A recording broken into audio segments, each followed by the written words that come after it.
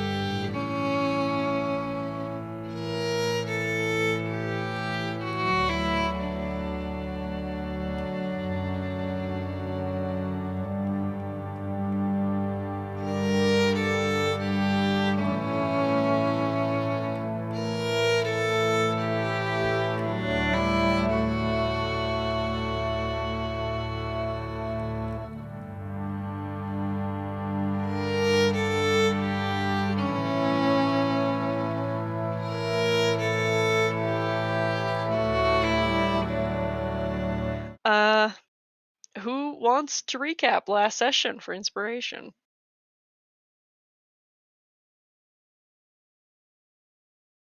all right, all right.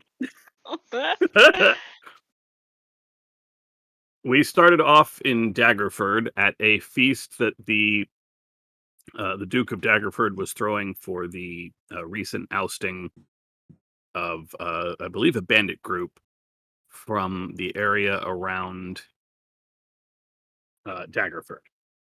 members of the House of the Crescent Moon were present, having done a bit of work defending Daggerford and its citizens. And while there, the Duke asked if anyone would be willing to undertake a last project to remove a group of travelers who had enchanted, ensorcelled, and otherwise bewitched some of the local guards. No one had actually been hurt, but they had been found like dizzy and time lost and all sorts of other non physically violent things.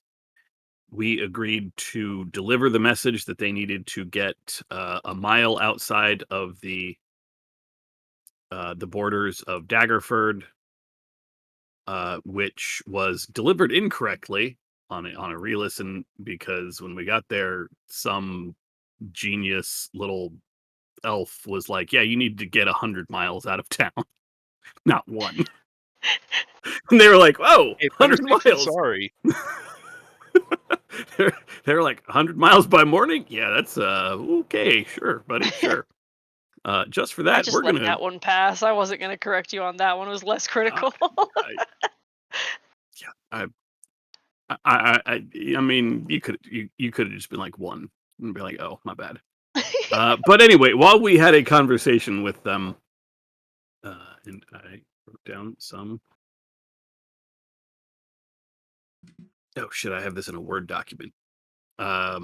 While we had a conversation with them, they relayed to us that an individual by the name of Madame Ava had sent them to find three individuals, two alike and one his own thing, I believe is the way they described us, to assist them with the problem of their cursed prince back in their home, well, their new home.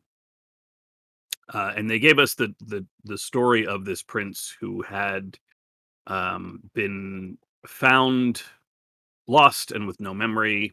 They nursed him back to health, and as his memory came back, maybe he had his memory. Regardless, he did not ever give them his name. And for helping them, he defended him, or he defended them as they got him back to his home. He fought with the strength of 10 men. He claimed to be a prince, and when he reached his home in recognition of what they had done for him, he made it their home as well. However, he is cursed and is no longer quite the noble prince that he was when they met, and Ava has sought heroes to remind the prince of who he once was. A gnomish girl named Damia gave us a card reading. Arium drew the miser, Zeldrin drew the charlatan, and Zezarak drew the warrior. And she gave each of us a reading and a meaning for all of those particular cards. We agreed to travel with this group. Huh, half my notes are missing. We agreed to travel with them to the outside the bounds of Daggerford, and thinking that that was all we were doing, we traveled with them through the night and found ourselves passing through very thick mist, which, when it receded, the Vistani, the travelers we had met, were gone, and we were in an area that was certainly not anywhere near Daggerford. The trees were all different, the land itself was different. Excuse me. And we had clearly traveled, magically traveled beyond the mists that the Vistani had told us about, that they themselves are able to leave, but others are apparently unable to do so once inside. While we were walking, we overheard a story about the prince in combat with a sorceress. My notes say, missed the details, very dramatic. Sorceress gets tossed over a cliff, but nothing was ever found again. Gruesome. we in this new place traveled the roads trying to find someone who could help us either get back to Daggerford or lead us to this Madame Ava. We found a bundle of very clean and untouched clothing hidden under a bush and sat down to just sort of wait to see if anybody came back for it, not wanting to walk off with women's clothing. Um, but while doing so, there were basically, uh, you know, cartoon eyes in the night, inky blackness, eyes staring at us, and we decided to just sort of, okay, peace, and try to walk past, but they resolved into a group of dire wolves, and we booked it. Rather than fight, we ran along the main roads, just trying to outrun them. Not a particularly great plan, but it more or less worked as an individual whose name is in the notes that disappeared, but I'm sure we have his Ismark Kolyanovich. Ambushed the wolves, and between some arrows and some traps, one of which actually caught Zeldrin instead of a wolf. Um, we escaped from the dire wolves. Um, Ismark happened to be related to an individual whose letter we had found while walking through the woods in a thing I completely forgot to talk about. We found a dead body, fairly recently dead. Eh, not, maybe not The so check was recently. not very good, so. Yeah, who knows? Regardless, there was a letter on there talking about a monster that had recently bitten an Irina, but I'm trying to remember if the letter said that specifically.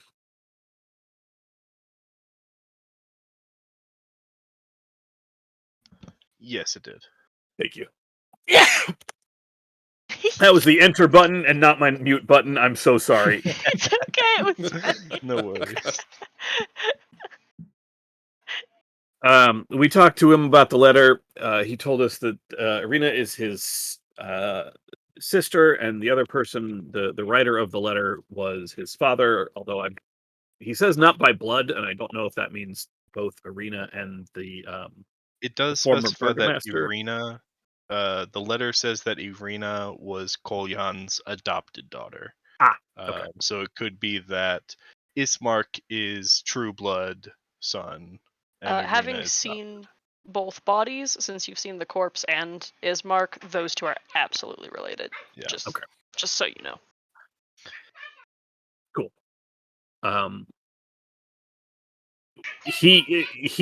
We gave him the letter, and he brought us back to the village of Barovia. He introduced us, or no, he was going to introduce us to Irina later. Wanted to give, he didn't want to bring guests by unannounced, basically. We got some rooms at a tavern with the which is run by more Vistani, who had no idea who this Madame Ava was, if I recall correctly. No, I think they did. Yeah, we talked They to just don't- some of yeah. them, and They didn't they know where told she us was. something about a lake, I thought. Mhm. Yeah, Yeah. So there's a Sarahpool? Vistani camp. the Yes. Sierra Pool.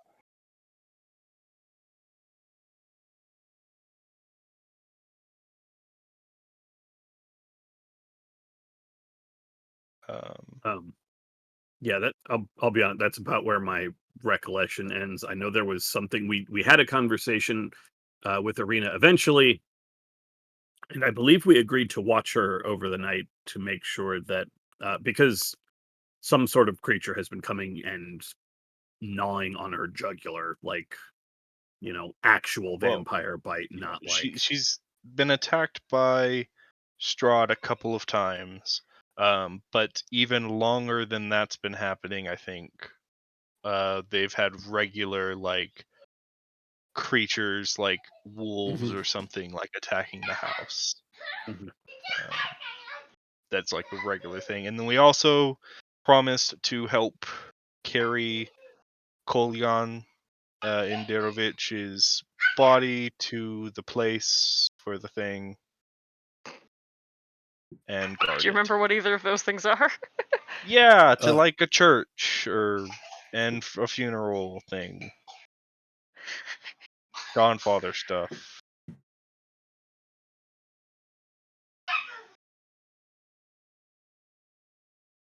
Anything else anyone wants to add?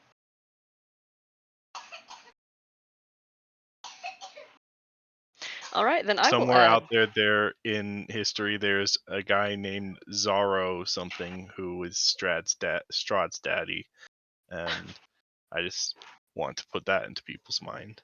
Are you enjoying the Russian naming convention? Yeah, it's great.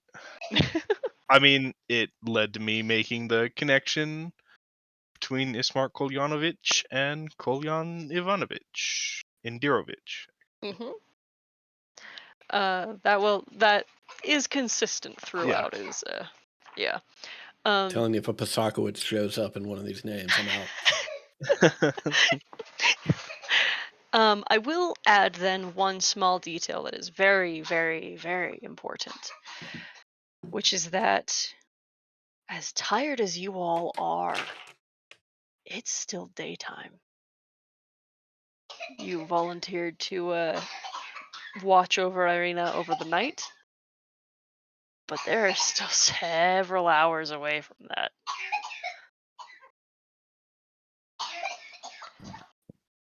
So how would you like to spend your time? Well, My goodness. should we get ourselves a trance in before the night comes around?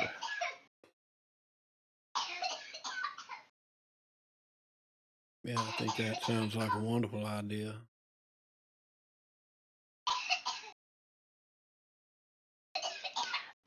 Also, something I was thinking about just recently, friends of mine, those clothes we came across earlier today.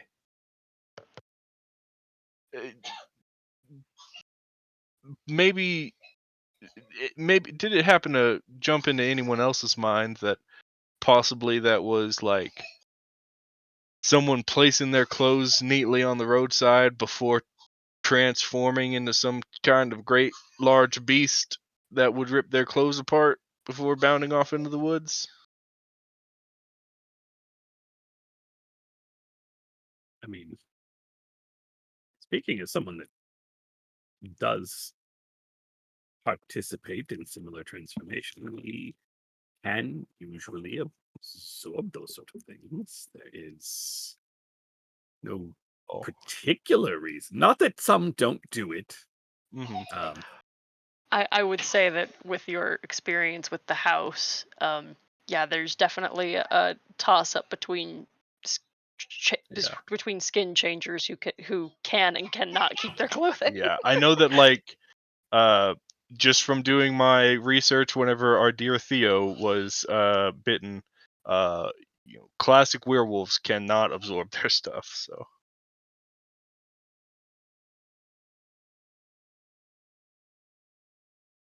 just food for thought. Not that I just I do remember watching the clothes and then feeling a wolf watch me. So Well, Well, the other good news is that I happen to be immune to such a curse, and should anything befall the either of you, arrangements can be made for your induction into the House of the Crescent Moon. I'm sure under these extenuating circumstances, the master of the house will fully understand that I should be able to, should it be necessary for me to perform such an induction. it's yeah. very kind of you for sure. I think I may get on working out how to remove such curses and such, just in case. But it's good to know the offer stands. Do you think that's why the master of the house gave me this sending stone?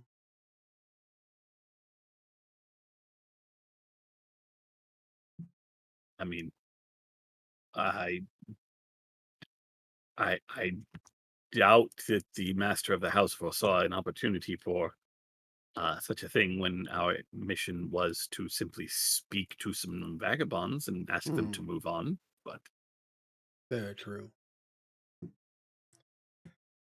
Well, I think I've seen enough of my friends turning into different creatures for one lifetime. Your natural abilities notwithstanding, Arian.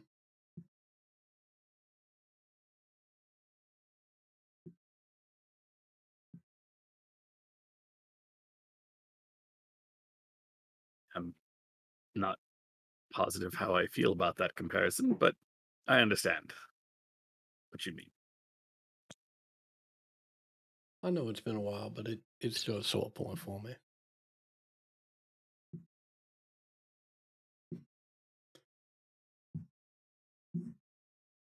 Well, the easiest way to not have to find out is to not get bit. I do like the sound of that. I will be sure to keep this armor close by and wear high collared clothing.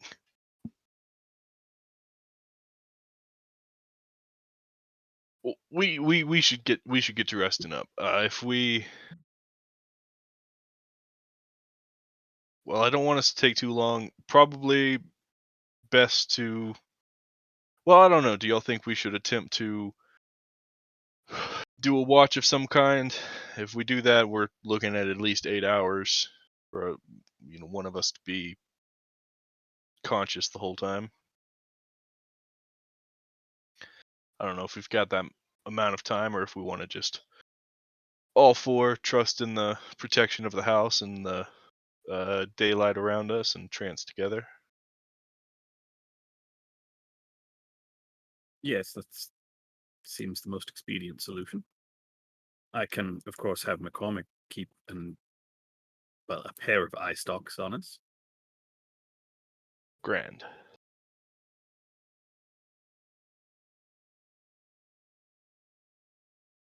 Irina enters the room again and sees you guys kind of beginning to set down your stuff and says, "Is this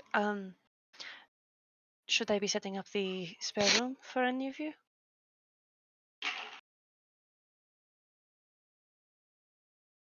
Oh, I don't think that'll be necessary. We're just gonna take a quick rest here.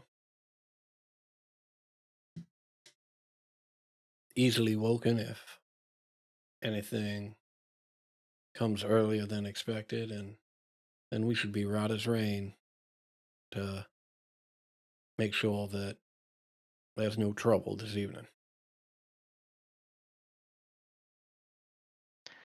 She nods, and at this time, Ismark has collected some things again and says that he will be stepping out and leaves front door. And Irina goes to bolt the door behind him. You can hear a lot of latches catching and a heavy block of wood being slotted into place. Um, and as far as you are aware, you are secure for a long rest. And are you looking to do a rotation on watch?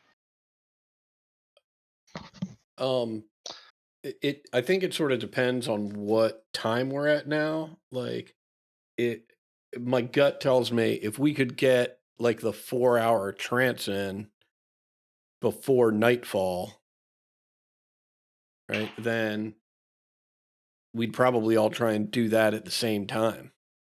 Mm-hmm. Whereas if we had like 8 hours, then doing like I start, 2 hours later someone else starts, 2 hours later someone else starts, would work. But that's 8 hours. So. Irina indicates there's about 6 hours until dark. Then yeah, I think just all trancing together is fine. It's really the only way to have someone awake at all time. The only way to have someone awake at all times is for like an 8 hour rest still. So.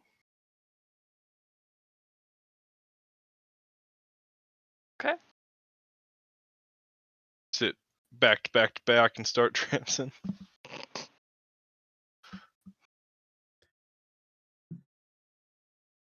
Yeah, or freak Irina out and be like, "You stand here," and we all just staring at her. She makes no secret that this is, she does not object, but this is clearly an uncomfortable thing. She is not used to strangers in her house, much less ones that do not sleep. And not only that, but do so strangely. But I will, yeah, you guys can get your long rest. I don't know if that means anything for any of you. Yeah, it'll It give me gets my me my channel to change shapeshift back. my starlight step.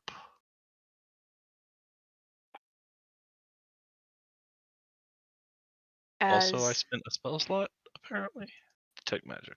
Yeah.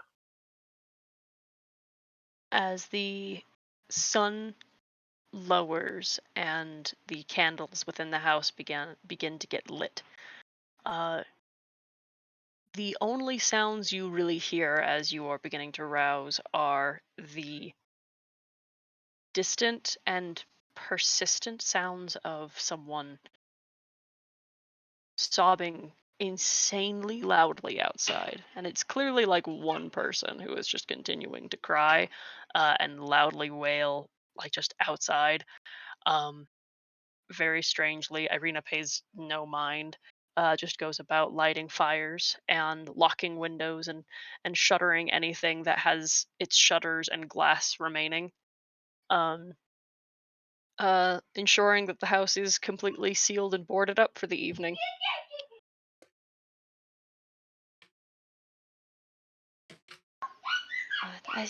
It is getting later. I can hopefully Smart left enough food in the house for so many. Uh, I'll try to get something together for everyone. And she exits to the kitchen. What are your guys' plan? Do you need a hand with that, Irina? Uh, I could use one. Sure. I don't know that I have much skill, but I am a fast learner. Please lead the She way. takes you into the kitchen, and it is clear by the large pantry that this used to be a place that was kept well stocked, but it is no longer. She finds some very bare grains and breads and some some dried meats and things and cheeses that she's able to cut up and put into stocky, almost ration meals for everyone, as that seems to have the greatest quantity of what she has remaining in the household. It was very kind of you. Thank you. I will be sure to take this out. Um, I'm curious. Do you not hear the person sobbing outside? Uh, do you mean Mary? Mary. I guess if that is the individual crying very loudly. Yes, she keeps her windows open. Um, it is. She lives a few houses down. Um, she she kept her daughter within her house to keep her safe from the Lord Master and from the wilds. I've heard that Ismark said that about a week ago she went missing. Mary sort of, I think, reasonably been inconsolable. Mhm. Well, that is sad and certainly a reason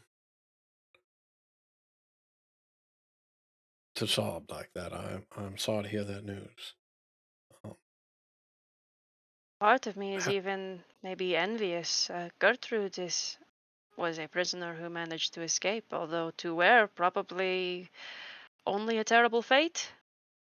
But I do feel for Mary. Gertrude, is that Mary's daughter?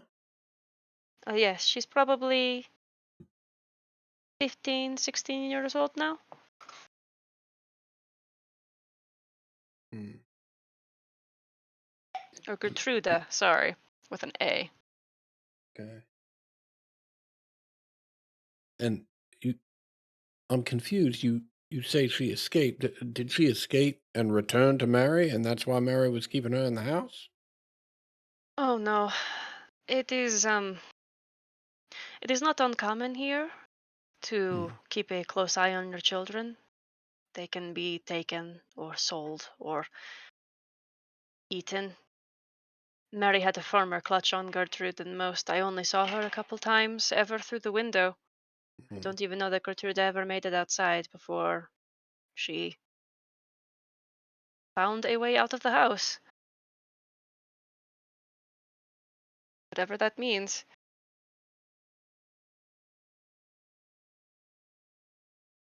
Fortunately, probably means she is lost or taken, transformed or eaten. Any number of things could have happened to her in the Svalak woods.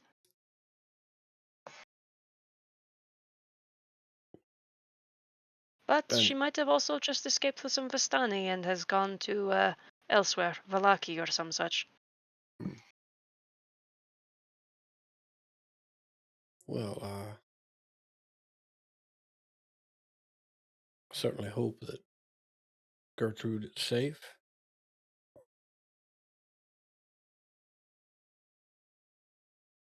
But if you are correct with some of your darker assumptions, hopefully she met her end as quickly as and painlessly as possible. She nods and takes a bite of cheese.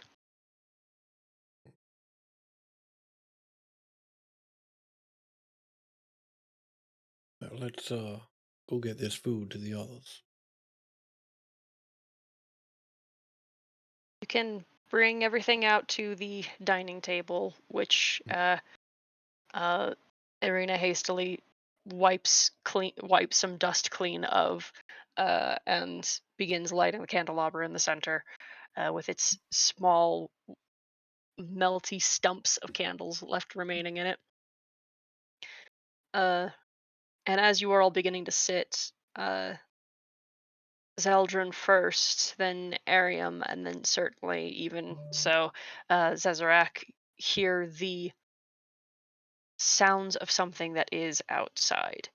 And it starts at the front door, the sound of footsteps, then the sound of the door being pressed against, then the sound of the wood being scratched into, and then the sound begins to magnify, ripple across the surface of the house like a wave, and every wall shakes and rattles some, and you can hear the sound of footsteps and growling on the other sides of barred and boarded windows, and it is unquestionable that the very large beasts remain outside. Marina tries very hard to maintain a posture and an indifference uh, as you guys eat dinner. And this happens every evening. She nods. And uh, e- um, Ismark mentioned that these beasts belong to the master of this realm, and he would know were they to pass. And It is it, believed, it is known that the wolves are in the service to the master, and I would not, with all of his power, I would not disbelieve that if any were to fall, he would know of it. What is it you think that they want in here? does he send these wolves to end you or your brother's life? I thought he valued you more than that. Maybe they're after Ismark. They might even be after Father's corpse. But they've been here for so long now, I think that maybe it is just to keep other people away from the house. Hmm. Yes, I believe Ismark had mentioned that the arrival of these wolves predated the death of your father. Yes, that is true. Although I think him sitting in the parlor has not done us any services. Well, hopefully we will resolve that tomorrow.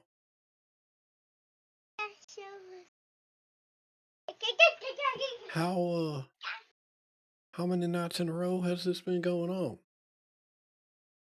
Oof. A couple of moons at least.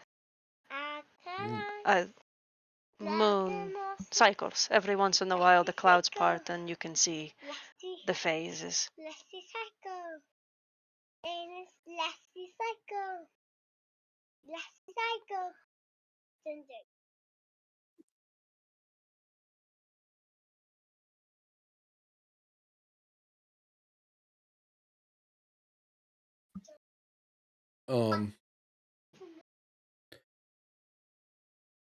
Are there any locations on like the second floor where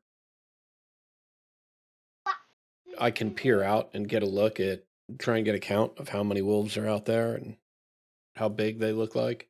They look like the dire wolves that were chasing us. Let's start with an investigate. Sorry, hold on. Mm-hmm. An investigation check to find a gap. Mm-hmm. If we can find a spot large enough even for you to move McCormick out, perhaps they can get a look.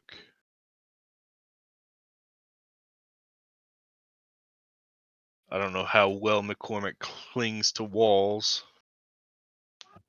I think all these windows have boards on them.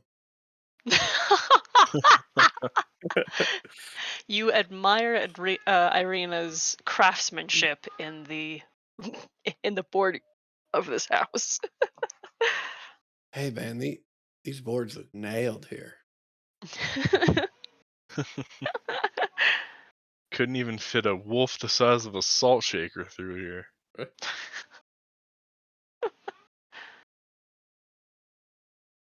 If anyone else is interested in following Zazarak's lead, I'll allow it. Hey, don't look in there. That's a closet.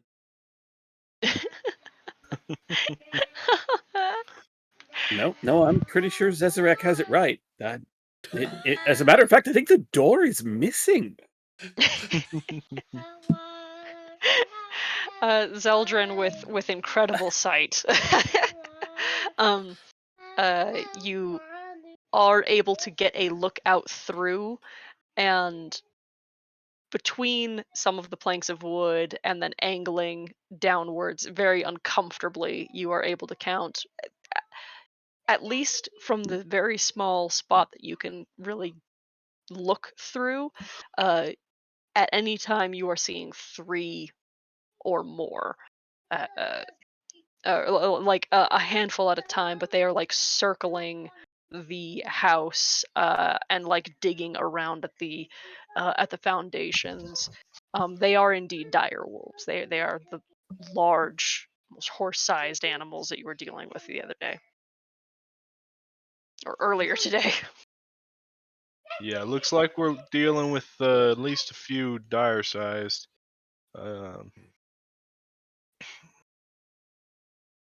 I would love to go out there and put down a dog that's dealing trouble, but perhaps better to just let him be.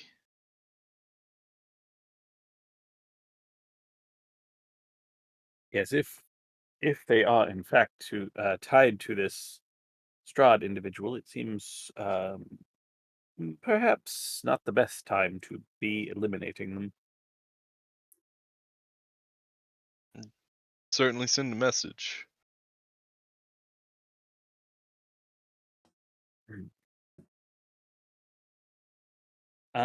Irina, if I may ask, have you, ever since they've come, none have been slain at all by anyone? I wonder if we were to slay this group, if more would replace them, or if we would, at the very least, relieve the burden that they themselves are. Well, at least in the city, Ismark and I have not been able to kill any of them. Any of the hunters that are within the village, they have not offered to help. Understood. Understood. The fear that I have is that these relentless wolves, with their digging and clawing, eventually something's going to give. Eventually they're going to dig under something. They're going to weasel their way, break a board. So as long as y'all are here and there's a target, these wolves are going to keep coming, and one day, something's going to break.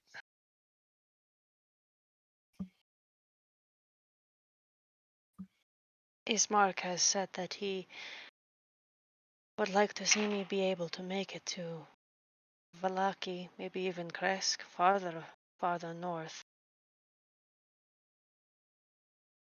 But that would mean leaving this house. Well, is this Loki's in the same direction as the Sarpool? Perhaps if we're heading that way, we can work as an escort and help, safety in numbers, all that. Her face brightens some, and she says, "There has not been any such offer of kindness made by anyone else. It would be a long travel, a very long road away, several days. And the Ziapul is against the Svalak road, but there might be some detour off of the road. Although it should be a path that I believe would be well trod by the Vastani. So perhaps not unprotected."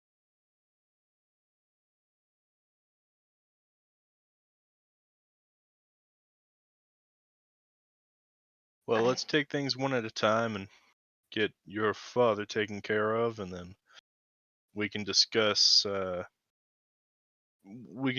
plans on moving town. Yes, I cannot go anywhere with my father in such a state.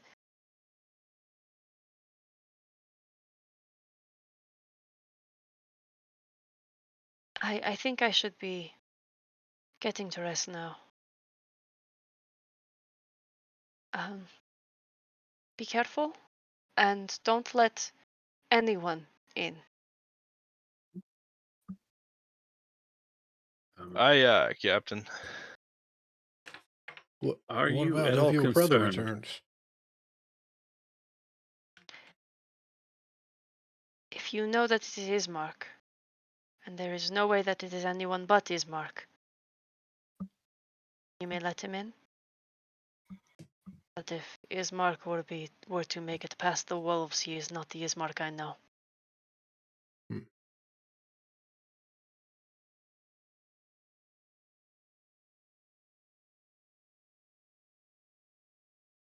Are you at all? Are you at all concerned that something might make its way into your abode in your particular room? If you'd like to see it, Well, I was trying to ask if you would like someone to stay close by in case, although I understand that that might raise concerns for your ability to rest. Having a bunch of strangers in your house is one thing. Having one watch over your sleeping is perhaps entirely See, another. this is why more buildings should have fully interior bedrooms. No, Son of a bitch. You son of a bitch.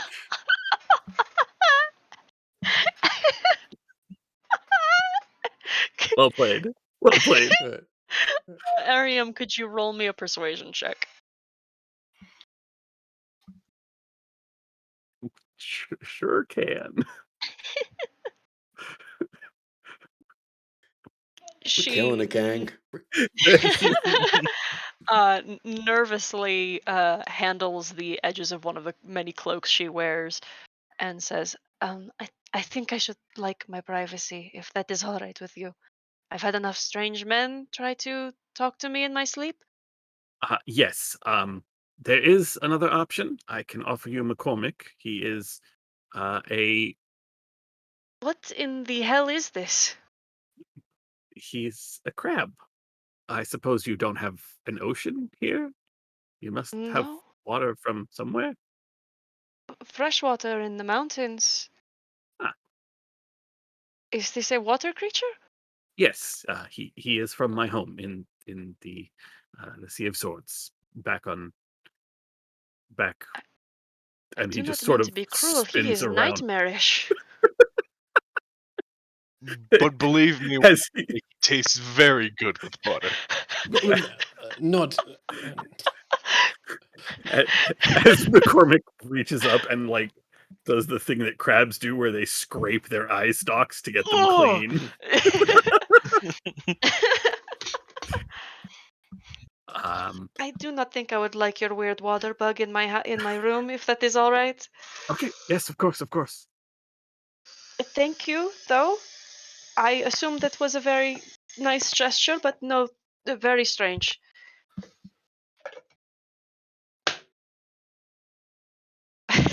She goes to her room, and you can hear her locking the door. Oh, I apologize. I seem to have made our task that much more difficult. McCormick, please wait outside her door just in case.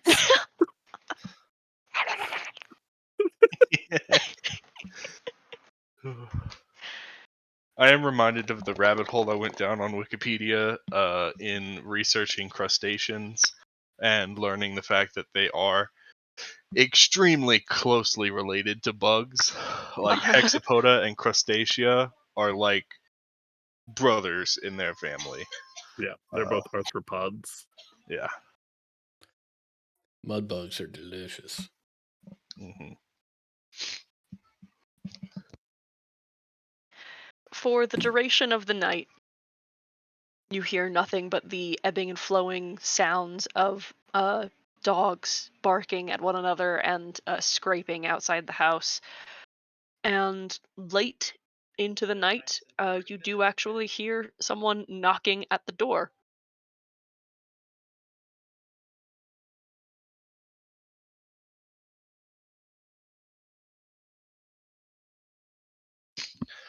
I will approach the door and call out, who is it? Dearie, it's Morgantha. I have the cakes that you've ordered. It is much too late to be delivering cakes. Please return tomorrow. Also, there are wolves outside. You might want to be careful with the cakes that I'm sure you are delivering in the middle of the night. This is just the best time to be delivering. Aren't you hungry? She knocks again.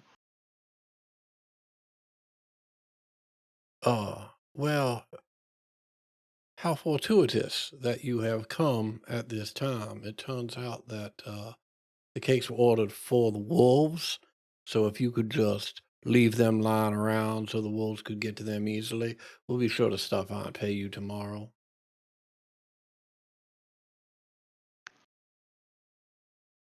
You hear nothing else.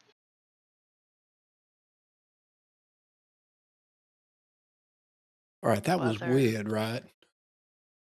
Absolutely. That yes.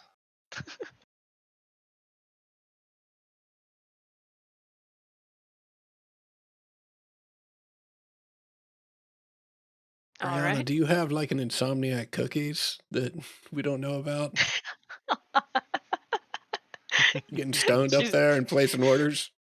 I mean, I don't blame you. Like, this is a fucked up situation. Whatever you got to do, girl. Yeah, like I have had cookies delivered to me at 3 a.m. before, but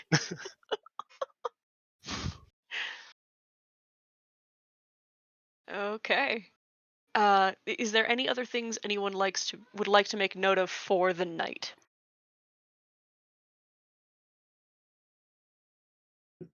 Rock on. Um, I, Mhm. I would like to make a. I would like to check out the corpse and just see, is there anything weird going on with this corpse? Anything glowing? Anything I think might be attracting these wolves? Or are we Okay. just talking standard issue corpse at this point? I'm assuming this means you're running your sight beyond sight, right? Not that thing, but the Uh, fine sense. divine sense. Yes. sure, fuck it. Let's do that and see what happens. Sure. And do you think, we talked a little bit about Mhm, it as a joke, like mhm, Zazarak mhm, trying to attain a sight such as Zeldrin has, but mhm. do you think your divine sense is a visual sense or like auditory, olfactory? Do you No, I taste think it's. it? I think it's olfactory. I think it's like I like the idea of you know um, these noxious odors, tipping him off to things, and perhaps he's more sensitive to just odors in general from all of the time in the absence of them, right? Or in the Ooh. general Mhm. absence of them in the astral sea, right? He, that sense has been trained to pick up on very faint odors, and so particularly initially, but still on Farron, the odors are much stronger, and he's able to pick up on them much easier. Um, so it's just a lot of like standing around, either eyes lightly closed or perhaps just 1,000-yard stare, and taking a couple big deep breaths as he sort of slowly moves his head around. All right. Well, at least in the parlor, there is Mhm, no such sense that indicates anything unusual about this body. However, while you are in there, one of the windows near you that has its glass broken in but has been since boarded over, mhm. you can smell wafting through and then almost catch the sight of something lit. Um, Unmistakably a vaporous form of an undead something or other outside the house. Mm, Does not match the movement pattern of the dogs that you can hear outside, but okay. something is out there. Well, I believe there's another creature, an undead creature, also circling the house, uh, moving in a different way and in different locations than the scratching we can hear from them wolves. Perhaps that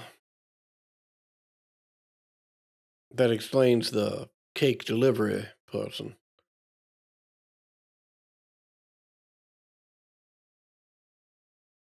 I must admit to being having a strong curiosity as to why they all want in this house so bad. As you have pointed out, brother,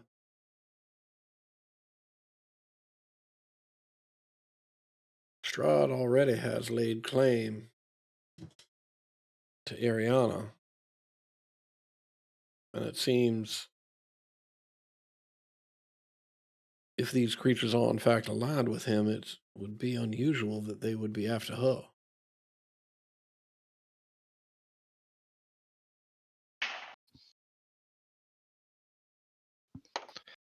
Yeah. Irina seems like an unlikely target. Perhaps something to do with the father. If Ismark is not here, then that leaves only Kolyan. Unless there's something in this house that we do not know about yet that they are after, but see no reason why that would be the case. Well, should Does not we seem as though there is much here. take this opportunity to maybe make a cursory look around, see if there's either something that sticks out or perhaps a secret passage or compartment that might house something that would be of interest? Doesn't seem like a bad idea. Arium, Hmm? you feel like looking around? Yes, I am right here. I sent McCormick down the hallway. I've been here. Sorry, sometimes, whenever the lights dim and you don't move, it just kind of blend in. My bad. Um, I say that being the The best one with sight the best dark first. Right. Right. Uh, He's nearsighted though. uh, I well, wonder Oh, if to find an perhaps the artificer. wolves. Irina has said that she will not leave this place until the father's situation is resolved. Perhaps the beasts seek to remove that impediment?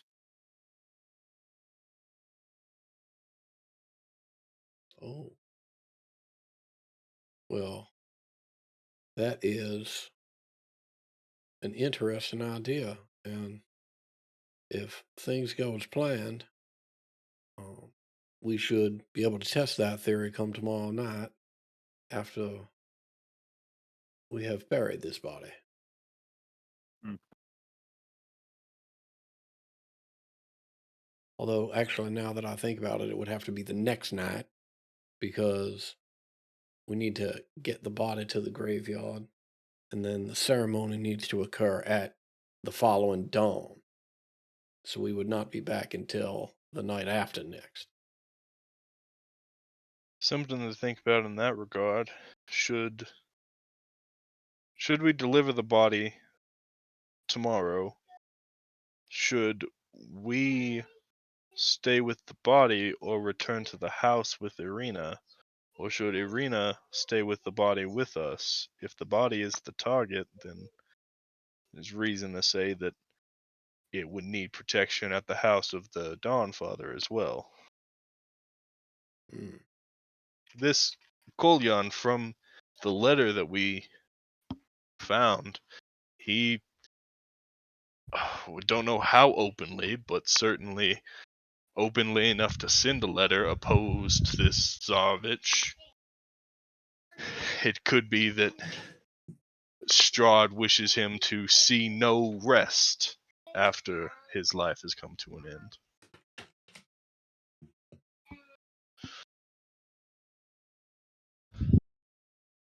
Hmm.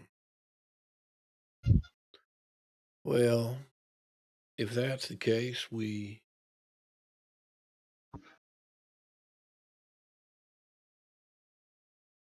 won't be making too much progress by getting this body in the ground. I'm sure at that point the wolves will just dig it up at some point. But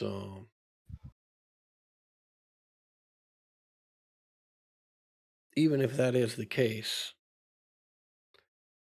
getting her father's body to the graveyard so that a proper ceremony can be performed the following dawn, that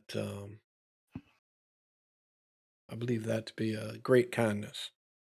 And to your previous point, I think it may be worth, I think you are right. I think it may be worth trying to encourage her to come with us so that she and her father's body and we are all in the same location so that we can once again keep God.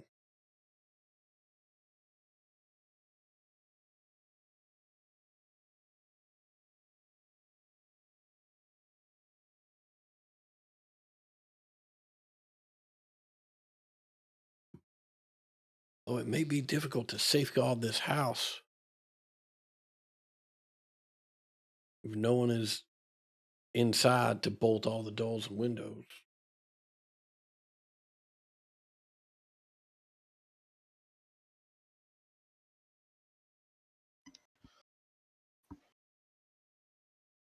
I think it's smart that we do not separate ourselves from the body or Irina.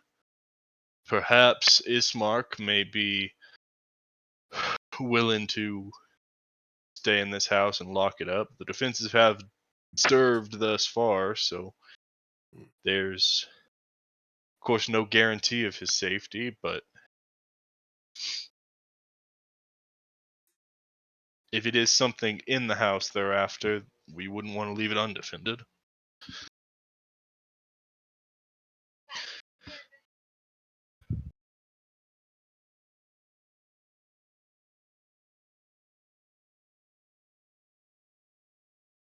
Something worth noting, if it is necessary to up the house and we do not want to leave someone here to guard it, if there is but a peephole some way, perhaps that opening that I peered through earlier, if I can see a space outside of it, I can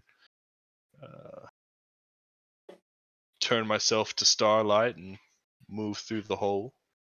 Oh, brother, I know you have wonderful eyesight, but I have looked, and these windows have boards on them. Yes, brother, but there was that one spot that I did catch some moonlight coming in through. Well, you truly do have remarkable sight. Moonlight tends to find its way to me.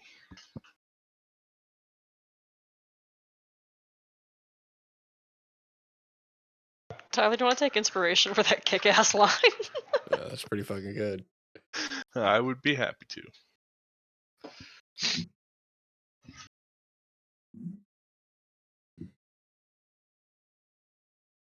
All right. Anything else? I mean, are you interested in investigating the interior of the house? Yeah, I'm gonna take a sweep around, see if I find the two things I would be looking for are any sort of unusual object or artifact that I think stands out, or any sort of secret compartment or passage where I think they might hide something. All right. I will have you roll an investigation check. I am making a glass of hot chocolate, so you will Mhm. need to read it to me. Yeah. 7. Good lord, my man. Yeah, I'm crushing it. Go You ahead and become take fixated on a take that floorboard. that fine new inspiration I just picked up. Yeah, if you want to flush it away, that's your business. Oh, actually, shame on me. 20. You become fixated on a floorboard in the assumption that this is probably something that you could remove and might Mhm. reveal something. And upon removing it, nope, that needs to get put back down. Yeah. And with that entirely thorough investigation, this house seems again like a relic of a place that used to be quite opulent but has Mhm. been lost to time. And maintains nothing of its splendor or interest, or any neat secret anythings. At least in the rooms you can investigate. Right. Irina's room being locked. Right. Hmm.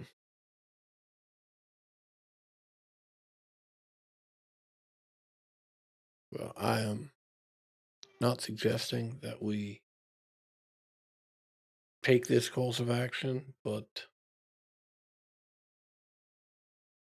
based on the sad state of this place, and the sorrow that it has brought, I do believe it would be a kindness if this place were to burn to the ground.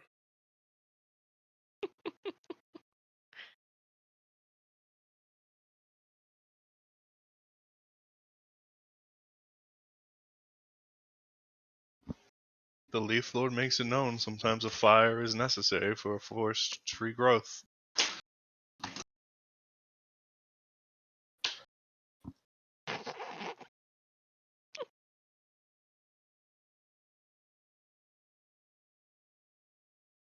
All right, is there anything else to be done this evening?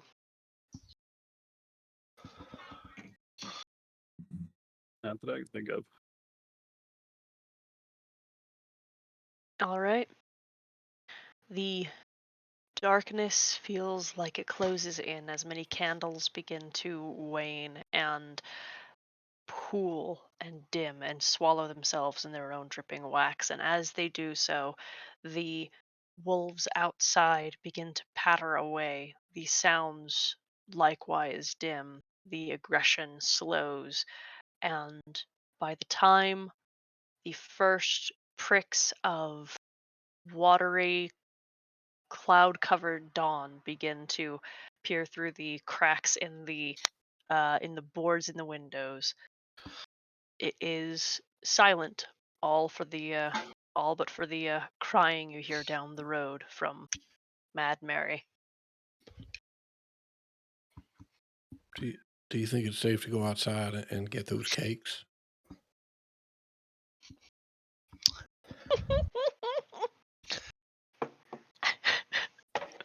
I'm sure it was likely a trick, but if there's even Um, a chance of some fresh pastries out there, I'd be willing to take a gamble.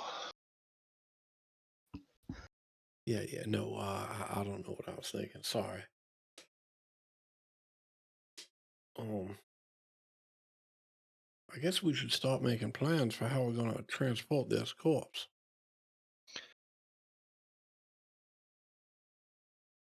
Well, I don't know if they've got some kind of particular means of transportation, a casket or plank of some kind. I mean, I could just tie a rope to my shield and drag it along, but I don't think that quite meets the pomp and circumstance requirements. Yes, I expect someone will have a cart of some sort, or uh, perhaps Arena can provide us some details when she joins us.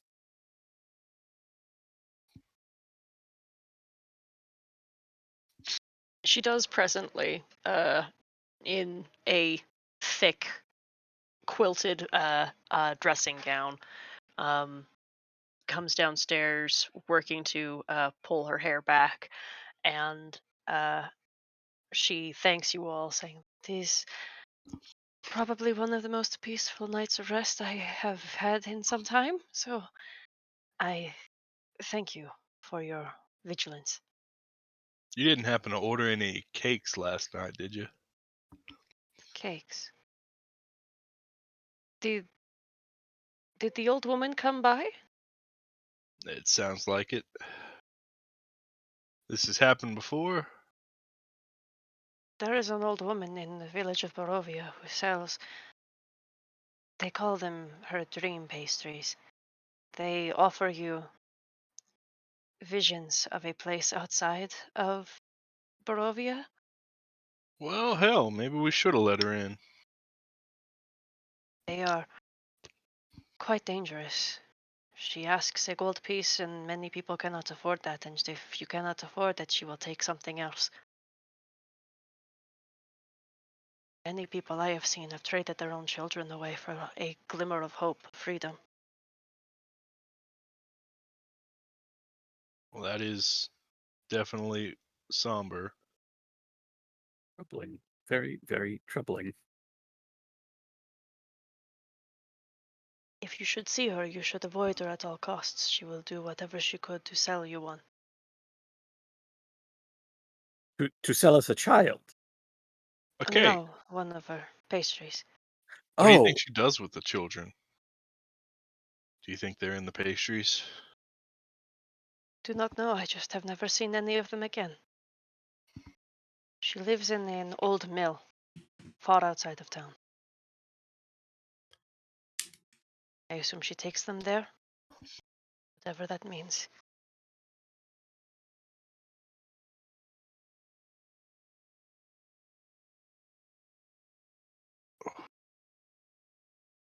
Well, I am having quite a spiral of a negative set of images pour through my head that involve children in a mill. Let us have some breakfast and commence with the day's activities, eh? I can see what I can find, unless... there is the mercantile down the street if you wish to go, or even the Blood of the Vine Tavern. You were there yesterday. Well, yeah. How about I mean, if you're uh willing to join us, I'd be happy to buy us all a meal and we can Oh, discuss no. plans. No, I will not be leaving the manor, no. All right, we'll pick up something to go and meet you back here.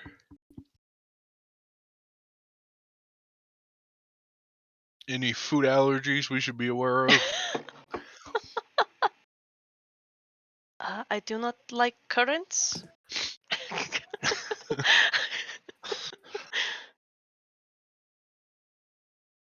Mm.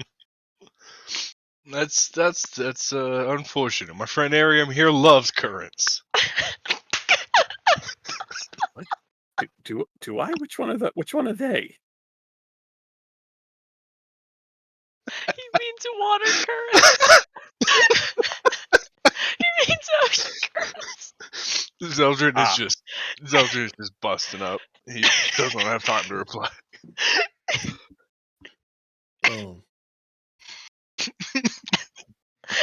Oh, Tyler, you're really proud of yourself, aren't you? look, I hate to ask this again, but Arium, Zeldrin, could one of you explain that joke to me, please?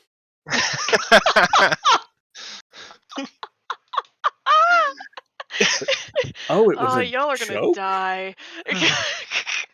Yeah, well, you see, Irina says she doesn't like currants, as in the food, and I made a joke because Arium is from the sea, where there are sea currents of water moving. Play on words. Oh, I was yes. unaware currants were actually a food item, so I'm afraid I missed that joke. Yeah, it's like a Wait, there's a moving watery food item?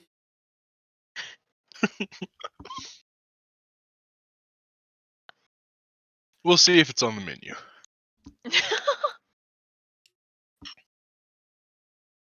Okay, are you going back to the Blood of the Vine, or are you going to the mercantile? I will set out towards the mercantile. Okay. You actually saw it on your way through the city, and she says it is down the street. This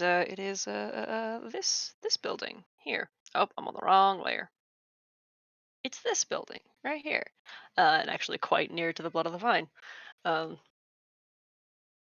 Let me pull it out. Here we go. You see,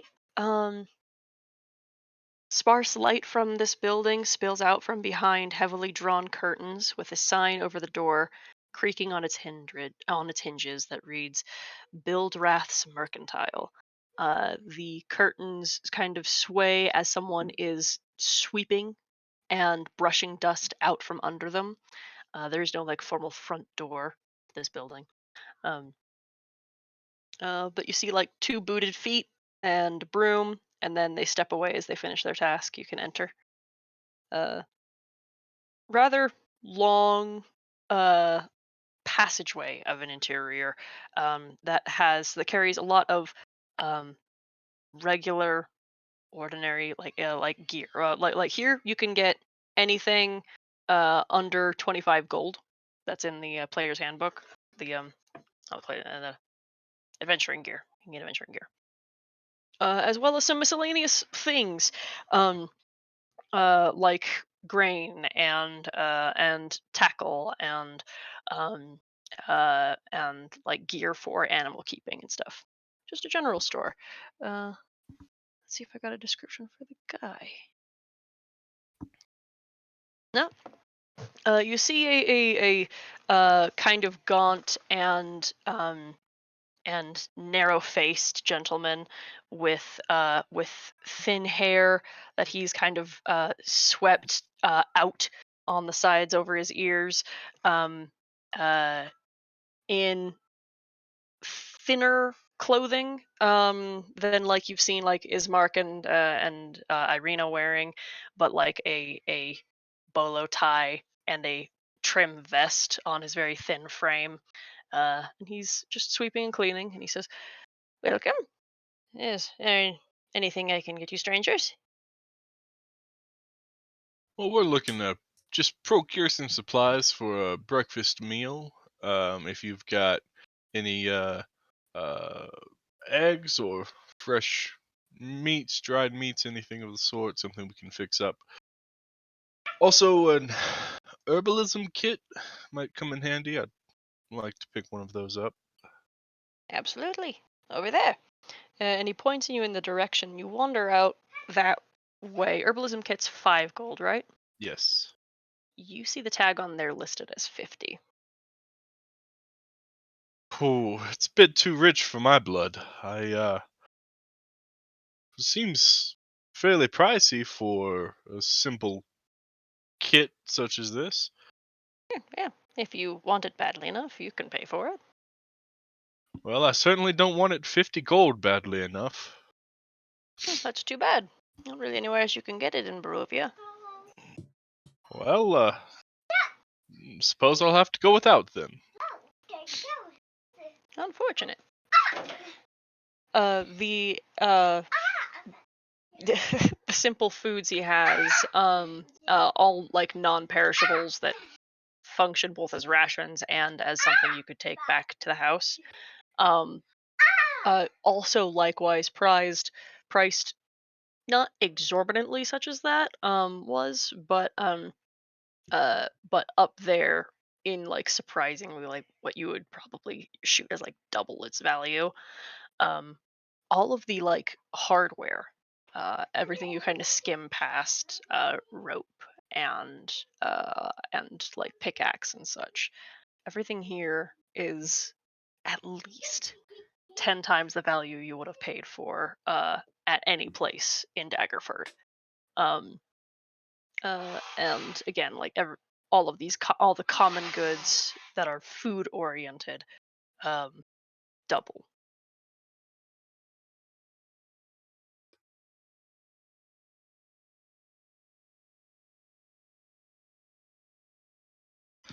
From what I remember, did I see any of the prices at the Blood of the Vine?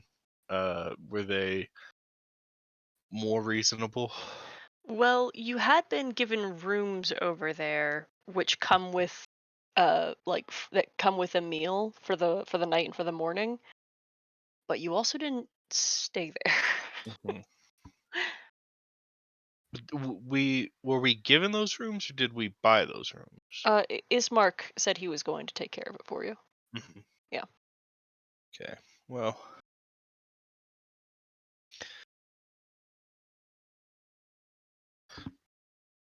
what would a morning meal's worth of food cost me here?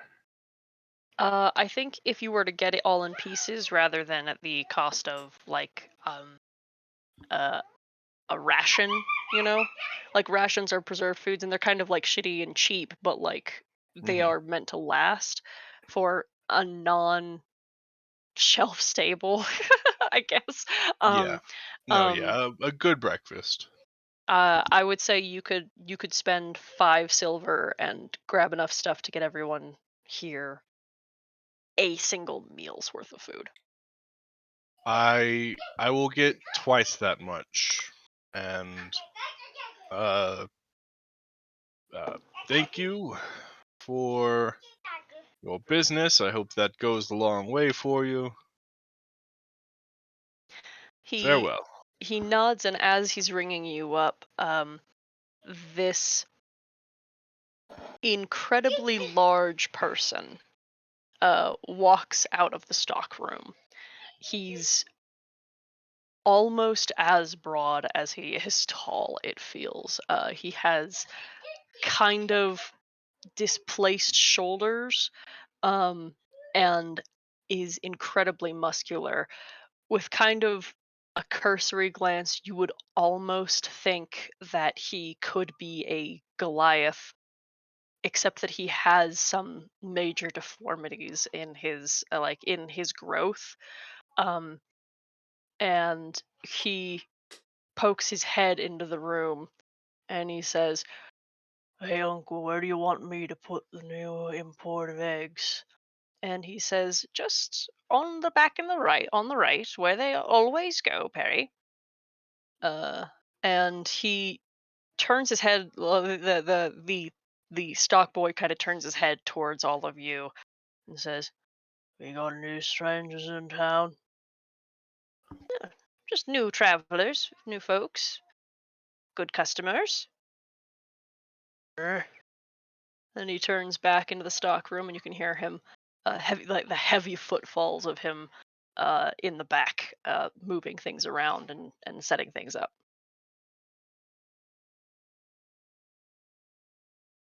Will that be everything for you all? Unless you want to give me that herbalism kit for 5 gold, I think so. Clever. And he waggles his finger at you.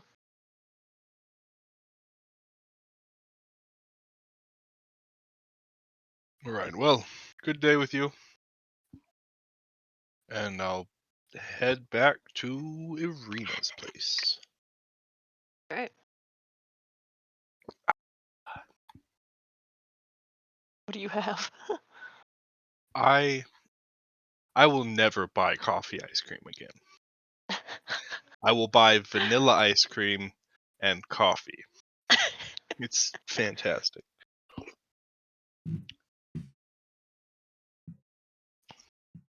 All right. You guys can head back to the manor. I think we'll take our 15-minute break here. Be back at a quarter after. Wonderful.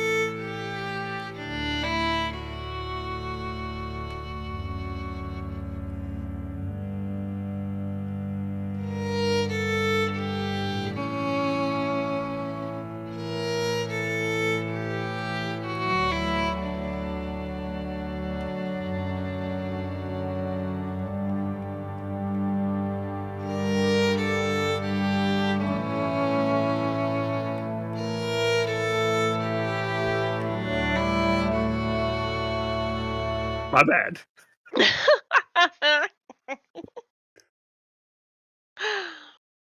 All right. So, with your arms laden with eggs and bacon, with some breakfast food acquired, you guys can pass by the Wailing House, which is actually right next to the Mercantile. It's right over here. I'm on the wrong layer again. God damn it! Don't know why that's happening. I don't even Yeah, have what any are you doing business on being other on that layer. layers? Yeah, I don't. I literally don't need to be. I don't know why I keep moving. um. You can make it back to the burgermaster's house and um knock a few times. Have to alert Irina who you are, and then she will unbolt the door and let We you don't back want in. any of your cakes, lady. Yeah, you're let back in. You can start making some breakfast.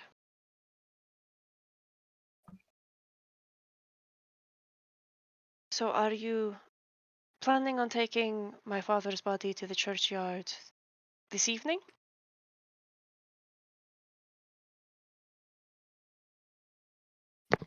Well, whenever you think is best, we can do so just this morning, or we can give it some time and do so later on. Are there any particular rituals that are overseen, gone through here that your people utilize that we should Uh, be aware of?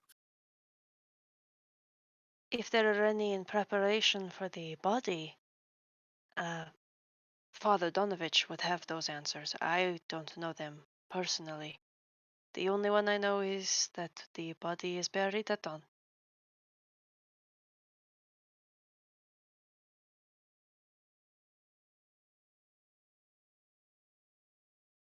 Very Oh, well. Do you have a intended means of transportation? Well, until you all arrived, it's been some 3 days just sitting in the parlor. So no. Well, I think if we can obtain some kind of cart or a good plank of wood that we can all gather around. Elsewise, I could just carry him in my arms. I just don't wish to show disrespect. it may be worth inquiring with Father Donovich if they have a cart for just such a purpose. Mm.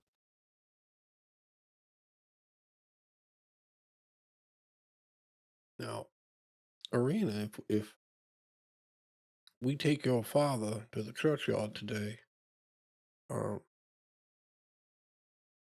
would you be interested in coming with us and staying with him overnight? Certainly not overnight, no. And I wouldn't want any of the monsters to follow you or anyone to the church.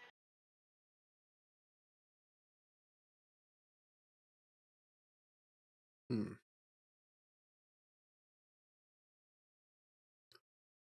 Well, I do understand the hesitancy, but it would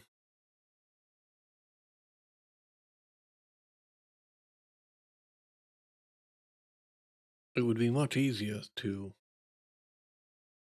protect both you and your father's body if you were both in the same place. Make me a persuasion check.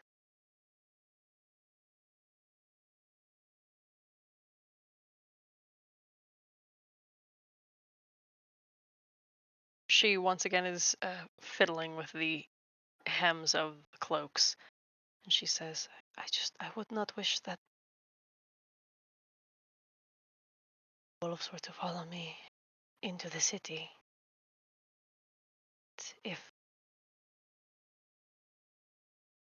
think that it will be safe in the church, could stay there with protection.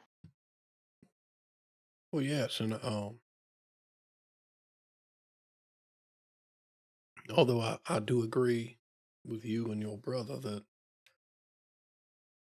the most likely cause of the visits from these wolves is in relation to Strahd's interest in you. That is not to say that the wolves are necessarily interested in you. They may well have been after your father, and whether he's living or dead is inconsequential to them. So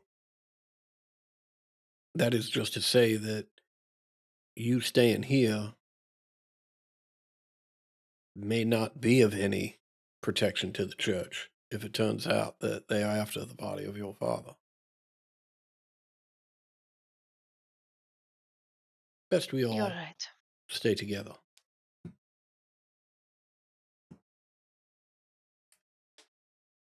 She nods. We should Very well not then. go without Ismark, though. The body might be not so heavy that only one of you may carry him, but within the casket, I think that you might need another. Well, does Ismark usually stop by on a daily basis? Yes, he should be here before the afternoon.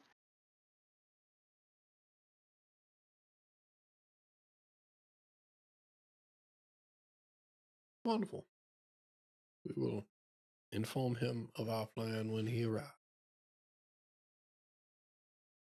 She nods. You can settle yourselves in for the morning here if you'd like, or you have the opportunity to leave the house if you so choose. Up to you. Would we Um, like to go speak with the father before we move the body? Take the time now. yes, I think that's a wonderful idea. Also, give us an opportunity to scope out the location that we will probably need to be protecting this evening.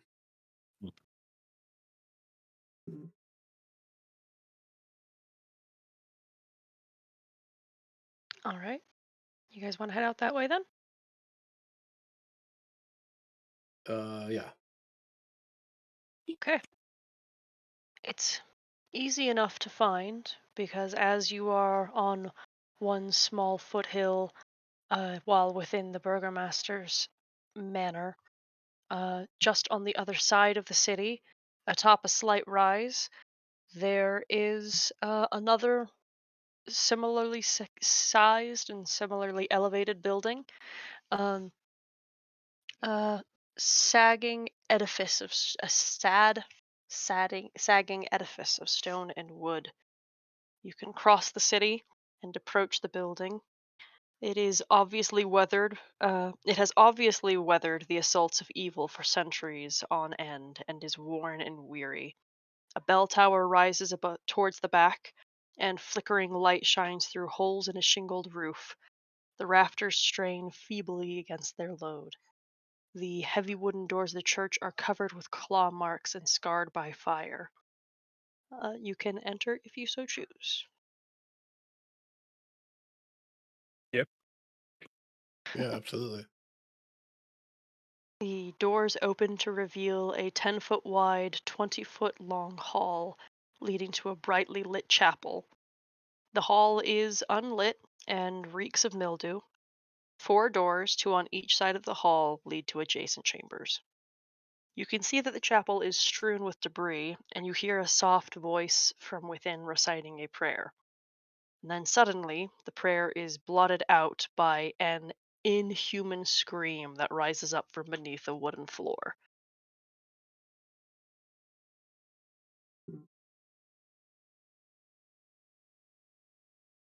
Well, seems like we got here just in time.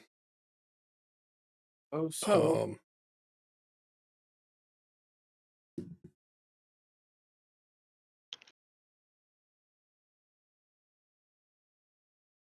Oh, come on.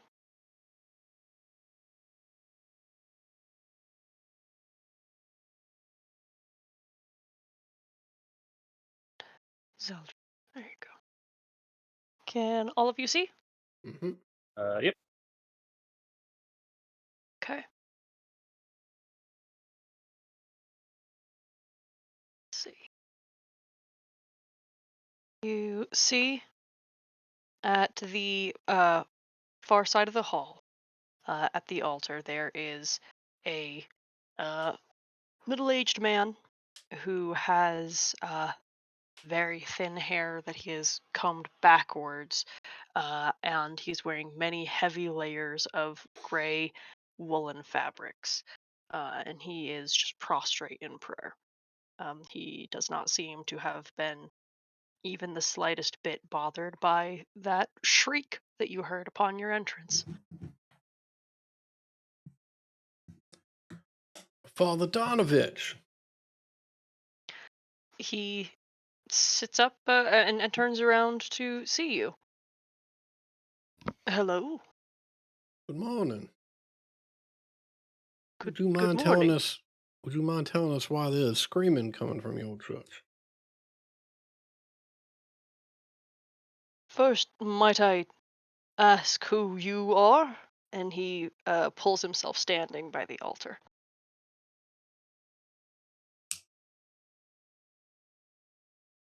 Yes, Well, apologies for interrupting your morning rituals. I am Zeldrin Sunstrider. This is my brother Zazarak and our dear companion Arium.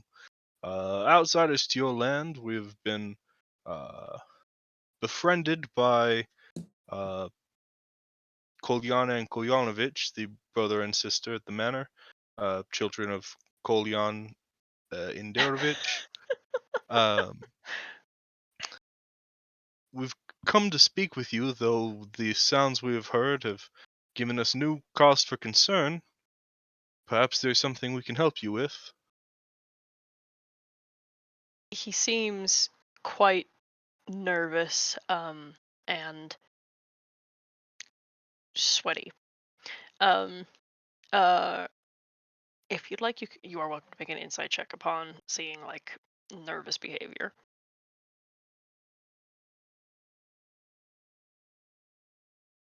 Not nervous in a sense of being discovered, but nervous about the incoming strangers. This place is quite a disaster. There been some event here to cause such disarray? Beg your pardon, it has been some time since we have had anyone to host. And he dabs at his forehead with a cloth.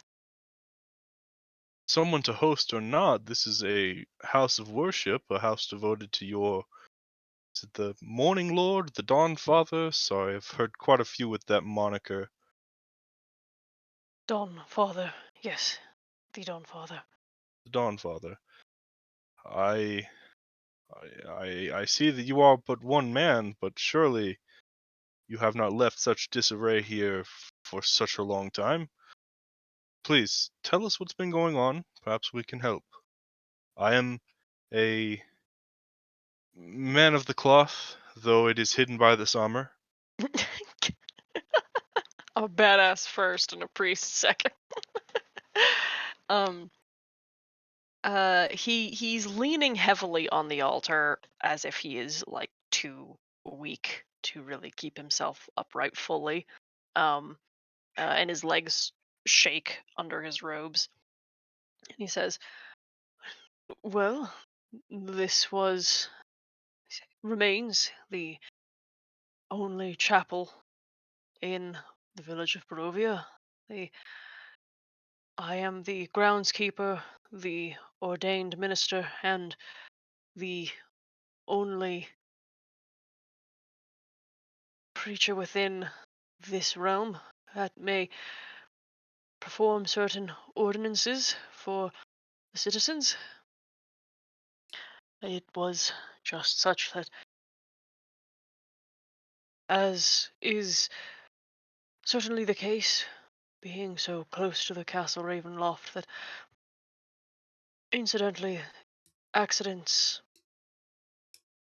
happen to any traveler and to many locals. My son, unfortunately, became beguiled by a dark temptress, dark horns and strong figure, person of great power, convinced him and many citizens of Barovia some time ago to march to Ravenloft on her behalf. And nothing came of it but ruin. And with that, you hear yet another shriek and howl from below the floorboards.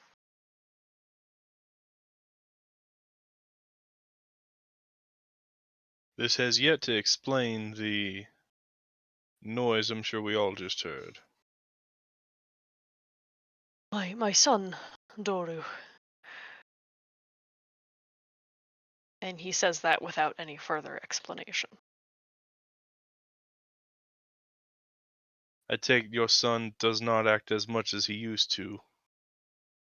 Act as much like he used to, I mean to say. Some subtle yet violent changes. He returned, and we thought him dead.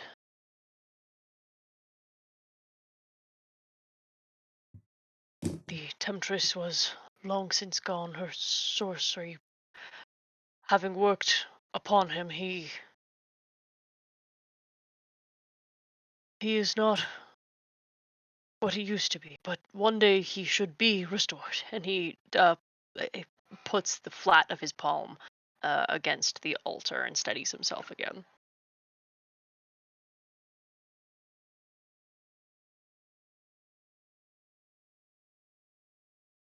Zeldrin takes a glance sideways to Zazarak.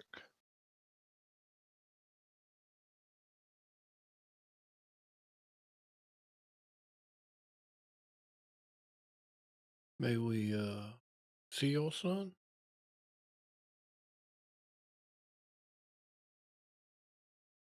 Make me another persuasion check.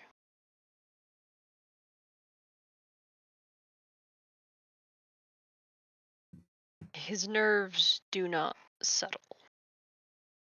And he says He is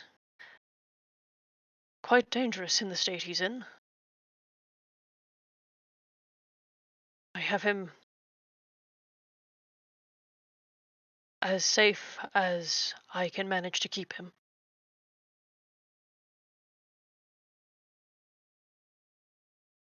But I cannot promise your safety if you were to see him.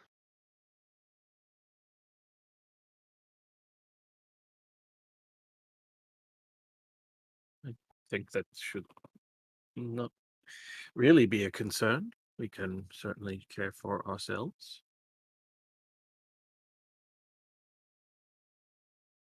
he thinks for a moment and then pushes himself from the altar and begins walking back down into the hall here. Let's see. Figure out which room it actually is. Oh, okay. I will, as we begin heading this way, just be sure to give the vigilant blessing to Zazarak. Okay. Let me make sure I didn't miss any descriptions in the room you were currently in. Nope. Okay. Above the altar, just so you know, you see a long, thick rope that reaches into the bell tower, but that is the only thing of significance outside of the uh, deserted and distressed chapel that you guys have been in. Do I see anything looking around that would be like an obvious like holy symbol? Um, I don't know that I would recognize like a holy symbol of this Dawn Father, but it would uh, be pretty easy to see that a lot of like sun figures have been carved or drawn mhm, into things. It's not like everywhere, but it's frequent enough that you could identify it, and mhm. it makes sense. It's identifiable. Yeah, just thinks to himself, well, of course it's the sun, but good to know the specific variances.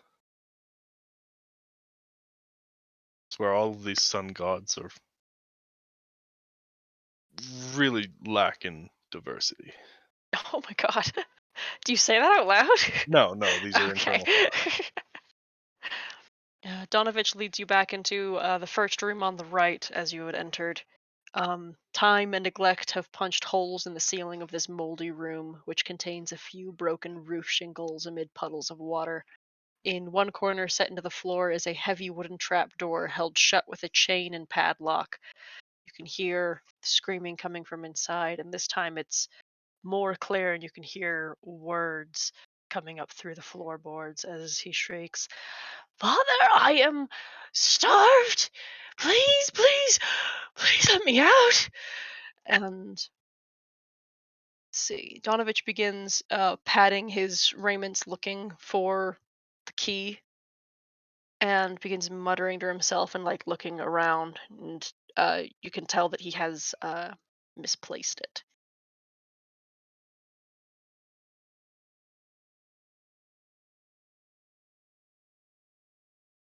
Yeah.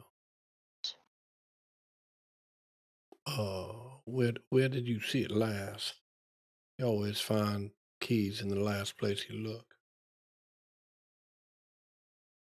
He nods as if this is deeply insightful. How dare you?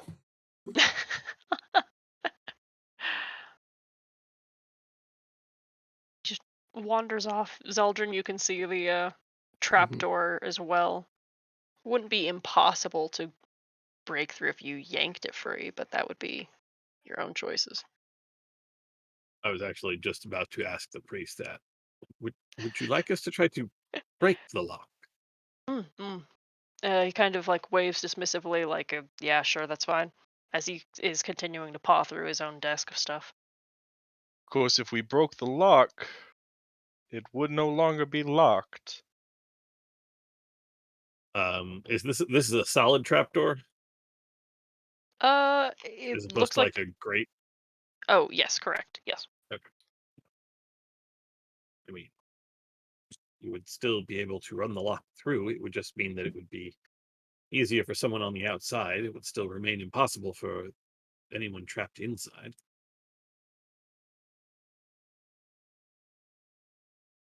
Or shall we say unlikely instead of impossible.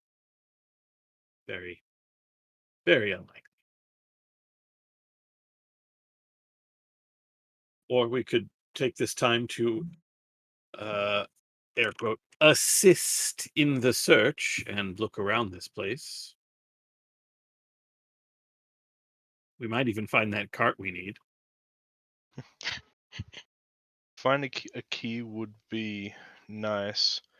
Well, Whatever it is that's down here, I don't reckon that I like the idea of it not being behind a lock. I mean, I could always try and pick the lock. We're concerned about keeping its functionality intact. I could assist you, although I do not have my own lockpicks. Um, You want to give it a shot? I do, although the first thing I've got to do is look at my background, which is where I assume I got this option because I can't think of where else it could have been, and I Right. was I can't. actually going to ask what Right. background you have. Right. Well, I've got the Heart of Darkness. Oh, A right. haunted one, you mean? Yeah, the haunted one. Yeah, Heart of Mm. Darkness is one of the features of it. But the reason I You need to also check it. might have it from Mhm. Astral Elf because you get your trance proficiencies now. Yeah, Oh, that's maybe. where I took herbalism this morning.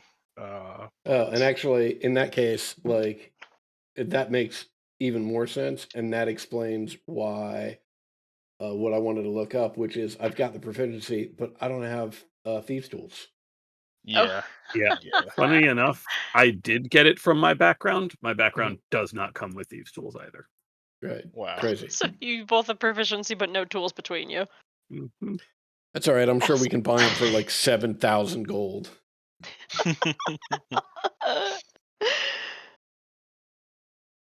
Investigator background equipment is a magnifying glass, a trinket, clothes, and money. So I got a jar of pickled ghoul's tongues and a magnifying glass. That's it. Awesome.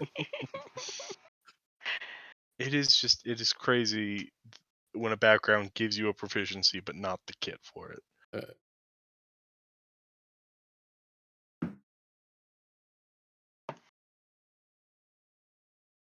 Well, 3 monkeys sitting around scratching our rears. Do you think Let's that'll give it a help? once over, see if we can find that key, and if not, we'll bust it. Sure. Sure, where do you want to look? I will just search the main room. Okay.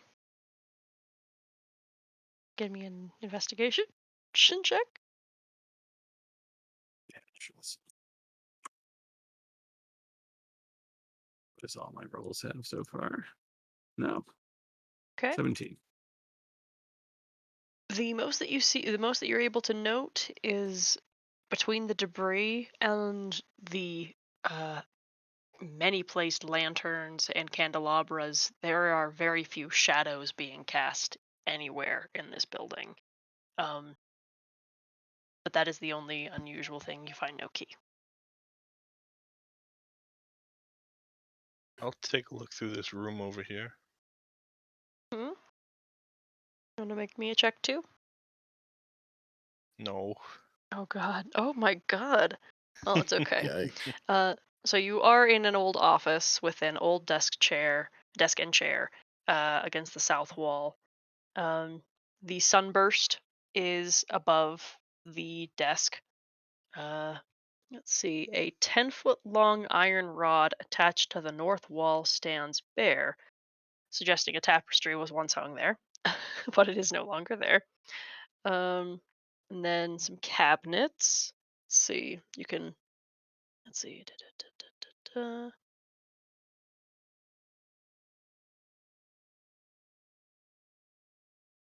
The cabinets. You rolled a 0, but I mean, like, you could still be like, you can still have done work, you know. Mhm. Um, the cabinets have a tinderbox, some candles, and a few books, but that is all.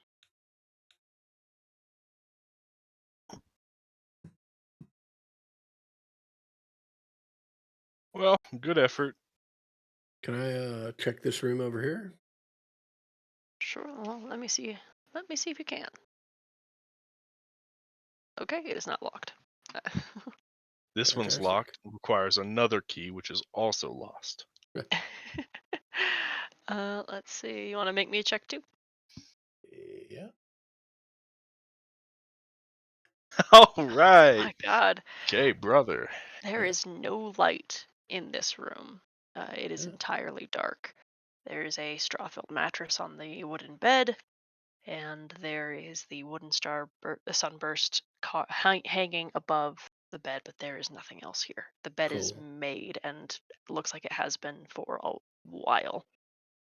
I do that thing where like I push on the bed with my hand a little bit, see how soft it is, and then I sit on it and sort of bounce a little bit. on it, and then I'd swing my feet up onto the bed and lay down. And I'm just staring up at the ceiling. Then it's like I'm like, oh, huh. So I lost track of time there. But what? How long have I been in? Oh, I better find the others and just head out. While you are laying there, Yeah, I better go back in then. it's okay. In that brief moment of mindlessness, Mhm. your memory kind of wanders to a warmer place and a warmer person telling you about hesitations and fears, but utter trust in your judgment, your experience, and your age. And then you drift back to the present moment and sit up and leave the room.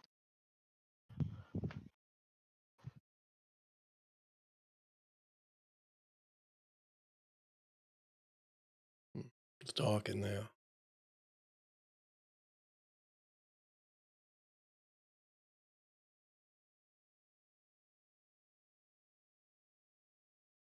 Well, we gave it a good try. I think we resort back to your plan of busting it, Arium. Mhm. If you are still all right with that, Father. He's kind of pittering around in another room and just dismissively acquiesces. I do like the sound of that plan. Busting makes me Seems- feel good. God damn it!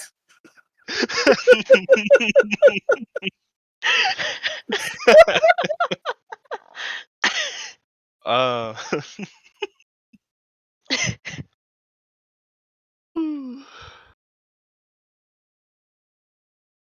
I would like to take my shield and place it to it's where it's going to bust the lock in a way that, like Arium said, will still be able to fit through the latch, just not close and lock anymore. And then ask one of the other two to hold it in place and then heft my warhammer and just hit my shield in a way to like drive it in and bust the lock real precision like. I love that. I'm gonna let you do it, but in real world, I can't see a situation where that doesn't destroy your shield. Destroy the shield. It's sturdy. Crumple It'll it dent it really like good. aluminum foil. It's sturdy metal. It's designed to take a hit from a weapon. So, From the broadside. well, I It's not mean, a wedge. like that's how they used to kill armored knights, was with the bottom of a shield. Really? Yeah, you haven't seen Goddamn. the put your shield in two hands and just like chunk it down on someone. That's how they Oh. like Yeah, yeah. killed But see, knights that had that's been the knocked tapered off end. the. But that's the tapered end, not the broad top where you Yeah. have I the weight assumed behind it. he was using the tapered end into the lock. Into the lock. Yeah. Into the lock, And but then he's you got to hit the hammer broad end with the hammer. Yeah. like drive it down. Yeah. Like I'm No, gonna let you do it, but just like with physics and things, I feel like ordinarily that wouldn't, like, if you're going into the wide top side, it's going to fold down the center. But I'll let you, because I really like the creativity and I'm excited about it. Um, this is still a strength check. Mm-hmm. I don't want to do this if it's going to break my shield. I'm not going to let it happen. I like your idea. I'm going to let you do it. I'm saying that in my mind as far as real physics go. That seems Mhm. crazy, but I'm so on board for your Yeah, I creativity. mean, it Real like physics, you can put a piece of wood over a post and then beat it with a. I use an yeah. 8-pound sledge to drive posts, and rather than fuck up the top of the post, I put a piece of wood over the post, and it takes the hits from an 18-pound sledge or from an Mhm. 8-pound sledge. Yeah, it's just like, it the metal's a lot stronger than something that would fold like that so easily to be a good shield. Yeah, but it's But- also the Warhammer. Like we don't need to. I'm letting Okay, you yeah, do it. that's a I good need the point. strength That check. Warhammer is Yes, considerably like Mhm. heavier than that's the whole small point. sledge, Is that but yeah. I would assist you with this. The 12 is sufficient, however. So I'll 12 will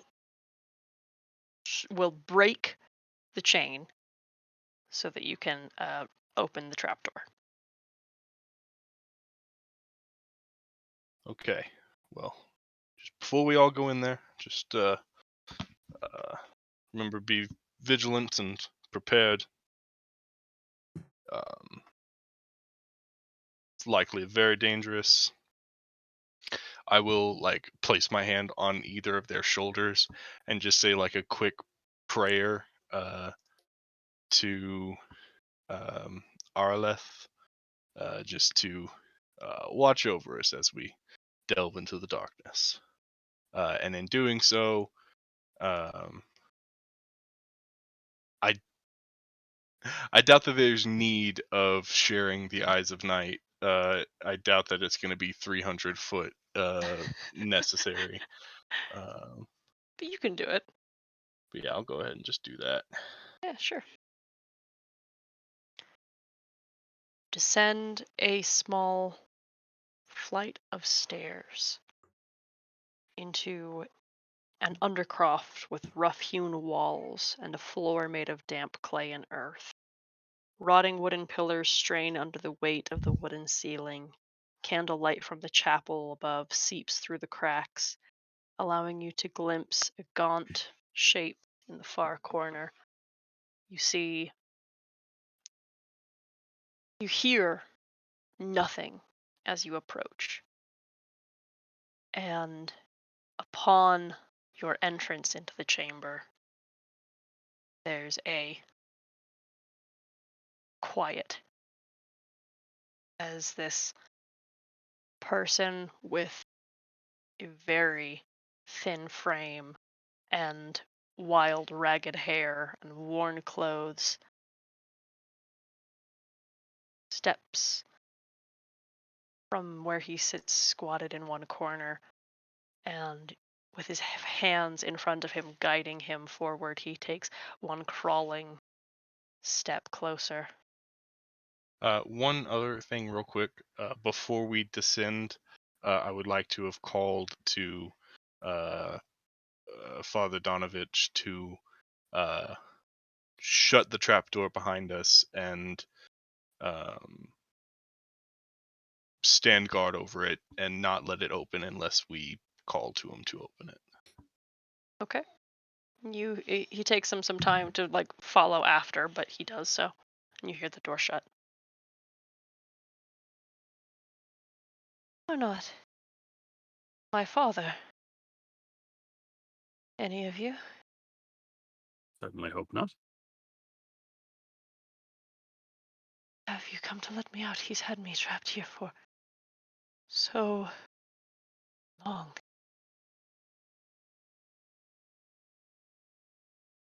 Suppose you could say we are here to uh, inspect your condition and see if we might be able to help. He has gone entirely insane. He has not let me out to see the sun or given me anything but the creatures that find their way into this place, falling from the ceiling. Losing my mind down here. Please.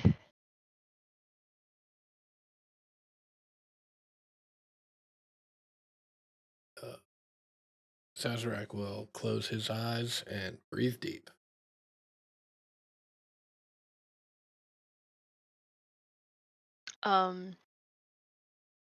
This is a familiar sense of a an undead with its whole form and hunger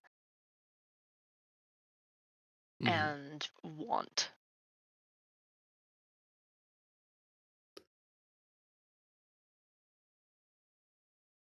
I'll just turn to Arium and Zeldrin and shake my head back and forth in a way they've seen me do probably dozens of times at this point, so they know exactly what that means. Zazarak just puts his fingers in front of his mouth to mimic fangs.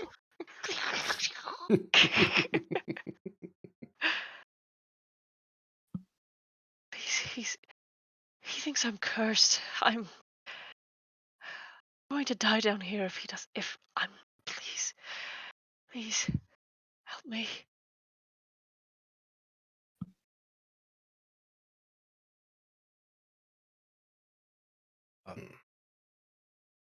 I don't, and he will speak very quietly so that just the brothers can hear.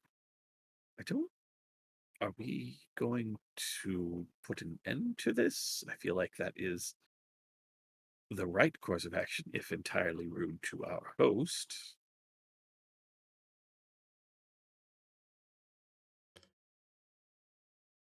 Redemption is a worthy goal, but there is no cure that we know. This poor soul died long ago.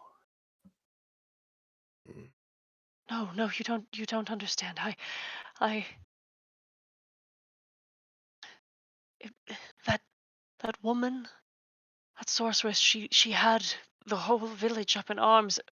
We didn't stand a chance. That castle is impenetrable. Why don't you tell us what happened next? You went to the castle. I understand it's impenetrable, but what happened once you got there if you did not get in? Bridge were driven to madness and flung themselves over the bridge. There were creatures that flew down from the rafters and from the towers. Monsters everywhere. I felt nothing but terror. The sorceress was gone.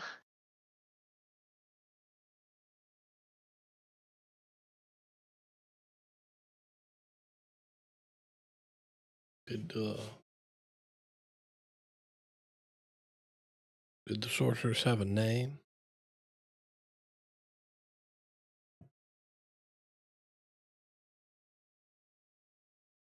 They called her the Eye of the Storm. She said she was the scion of the Tempest. That she could stand against Strahd. She left, and no one returned. No one else made it back. So many people died or were taken.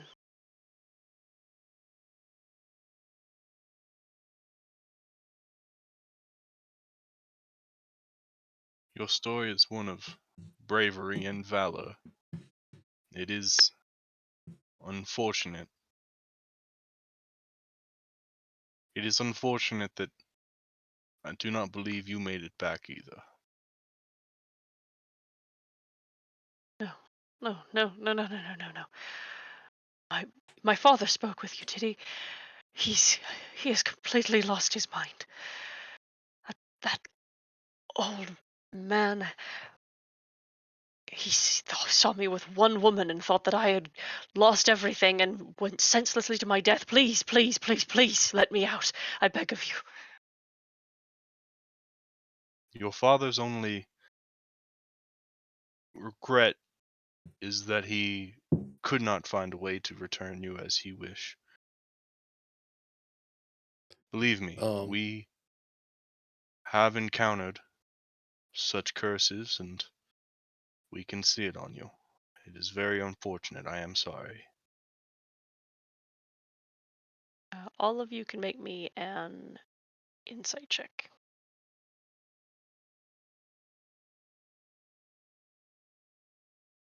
Oh no.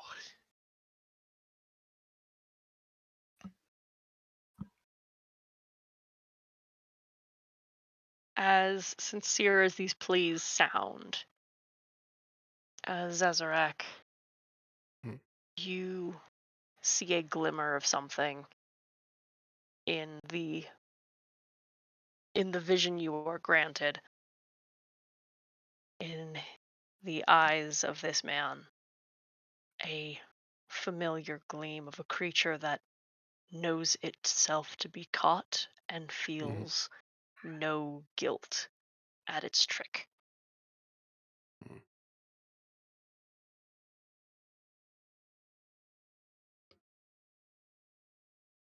um, I will turn my back uh to Doru and just indicate to Ariam and Zeldrin, keep an eye on him for a moment. Seems clear that he is both gone and has no remorse. And there is no opportunity to reason with him. The only question now is, do we try and get Father Donovich's permission before we end his son, or do we ask for forgiveness and offer our explanation after we do so?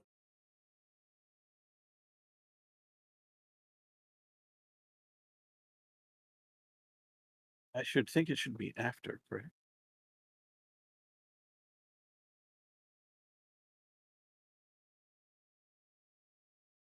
If we leave now, we do nothing but offer an advantage.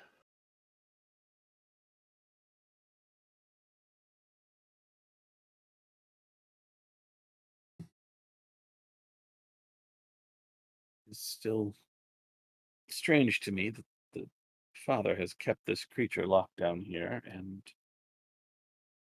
um, I just, if I feel as though if he endeavored to destroy this, then perhaps he would have done so, but is holding Oh. it here even for um Love makes us do strange things, Ariam. yes, I suppose that is true.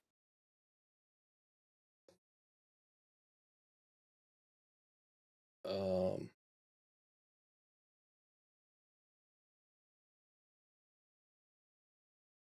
I will.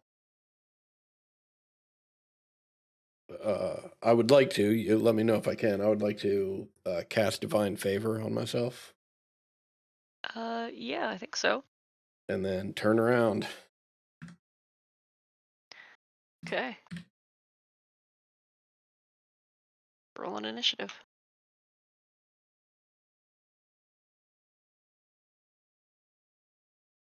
Not so bad. God damn it.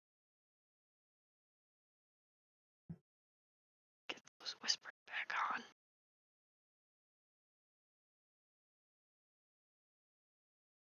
I feel And like I what is the have. You have what advantage, Zazarak. advantage on initiative? Yeah. All right. I feel like I have a default setting on Roll20 that my DM stuff should be whispered, but that doesn't mean it listens to me. Okay. So Zazarak, Mhm. Ziz. What vowel is that supposed to be? It's supposed to be an A. Okay, Zazarak. Mm. You are up first. All right.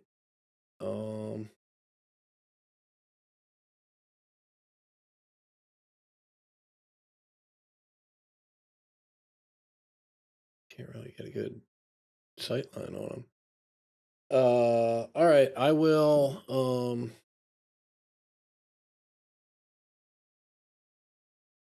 I will just say I will start approaching. And as I do, I will say I am.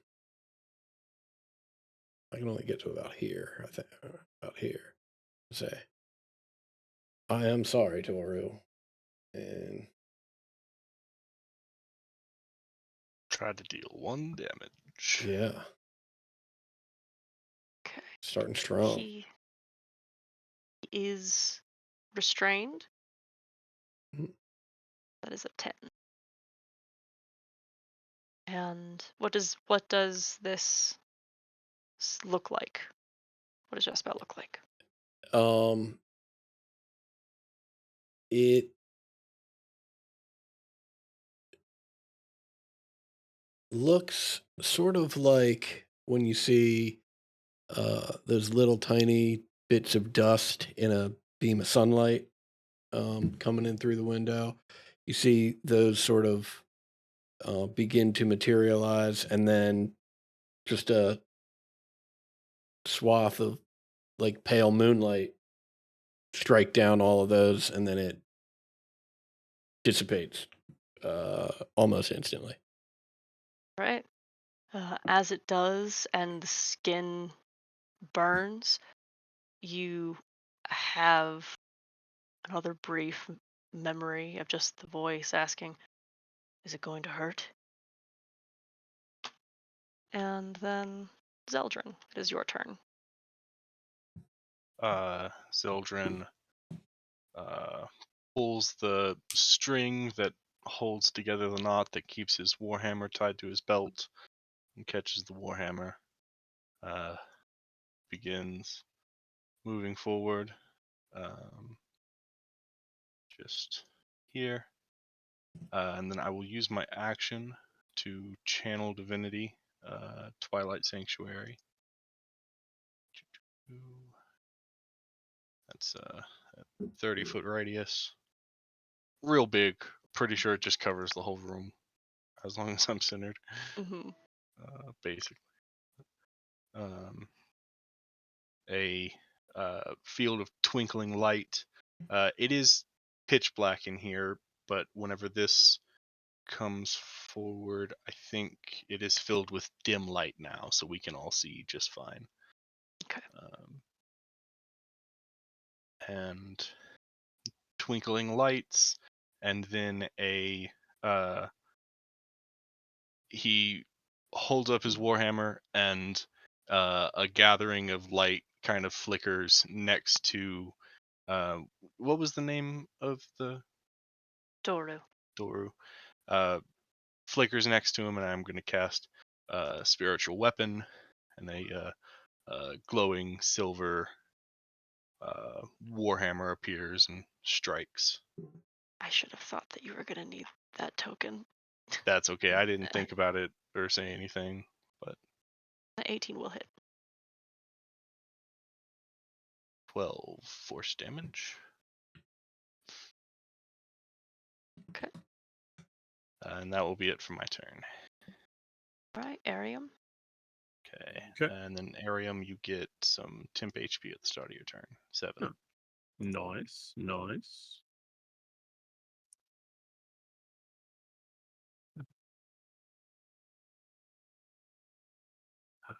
We'll move a little closer to get some. Yeah, so I can see what's going on. And as a bonus action, as Arium is walking up, he sort of drops down. He is sniffing at the air. He is trying to peer around at all angles, and I am using read the opposition. Okay. Make me an insight check. Son of a bitch. Shit. Sure, I'll waste my inspiration.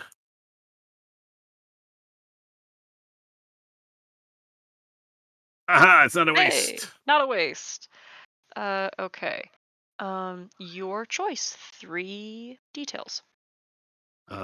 Looking for combat strategy. I'm checking around the walls for obvious, not just fingernail marks, but like claw marks. I'm looking for bite marks on things. I'm looking for any sign of how this thing is going to fight with no apparent weapon. All right. You do notice that the walls and well, actually, the walls around and the floor are unmarked. But even now, he's beginning to scratch and pull at the steel chains at the wall, and you see that his nails have a thickness to them akin to a claw, and the pillar in front of him that is the closest to him has ripped out chunks as if he had been gnawing at it out of desperation, sort of thing. um Teeth and claws. It's all right. Teeth and claws. I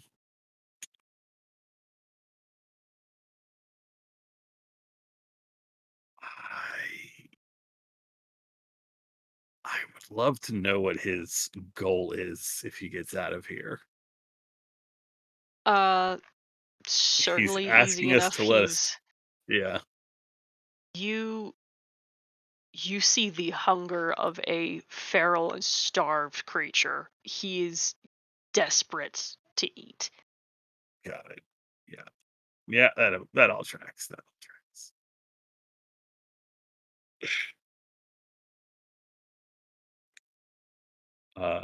Last but not least, third item.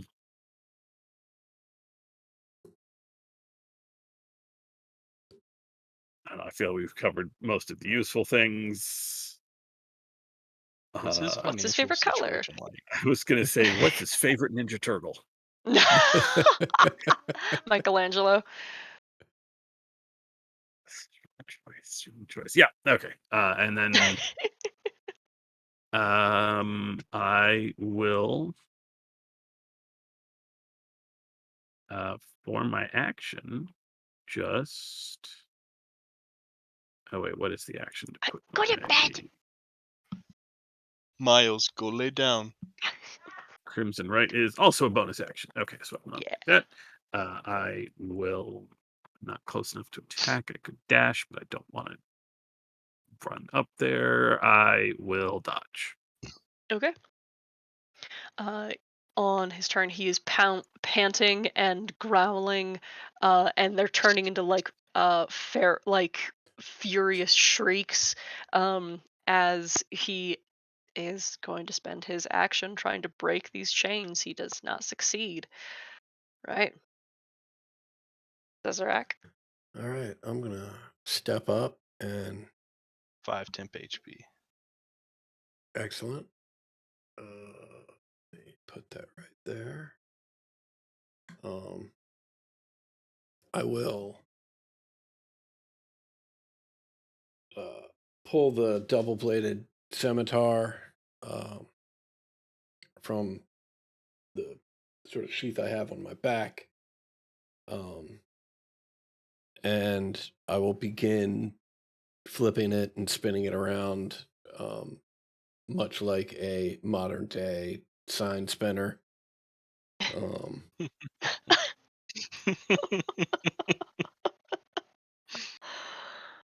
And I will. I know a Take world where my they need some dominoes sign spinners. Nice. A 24 will hit. All right. This is not a magical weapon, is that right? It is not. No, I don't think it is. Okay. Oh. Yeah, your divine favor doesn't like make the weapon magical. It just No. deals a little radiant damage. Uh, I mean, that's very good to do. yeah. And then 16 will also hit. yeah, that's the second. Okay. Yeah, and that is my turn.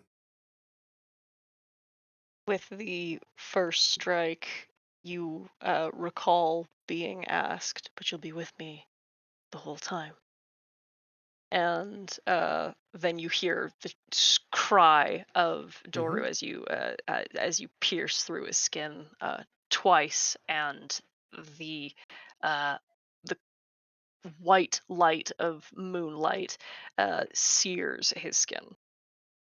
Let's see, Zeldrin.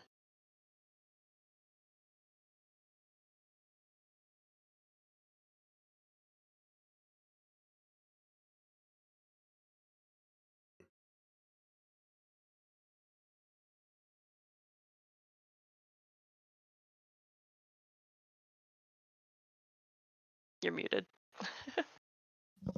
I will just start with a bonus action. Spiritual weapon. Okay, that will hit. 6 force. And with my main action, I will cast a first level guiding bolt. That's gonna hit. Oh my god. And that will be it. I'll just gonna take like one step forward to kind of stagger our blocking a little bit. Our Arium. We'll spend a bonus action to activate my Crimson Right. So Just I rolling to see use- if I got something higher than a 7, but Not a problem. I just did 3 necrotic to that. Is that doesn't? I know it can't be reduced, but it doesn't skip temp HP, right? For Crimson Right. Like you can't take I resistance to it, but it still comes Yeah. off of temp HP first. I always played it as Jacob that it doesn't. Like whenever I played a Blood Hunter, I always had that go straight to me, but there's nothing in the rules that says that that's how it works. Yeah, It- yeah. It I, feels I like would. it feels like it should do exactly what you just described. That would be my lean, but because it's not explicitly stated, Okay. you can. I'll let you choose, and we'll just commit to whatever your choice is. I will stick with convention then. All right.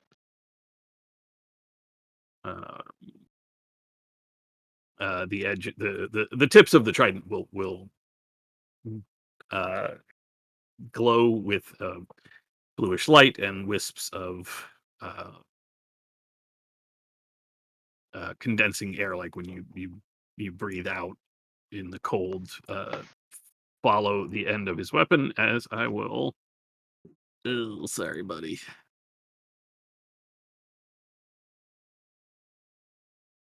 Oh, Ooh. poor guy. Okay.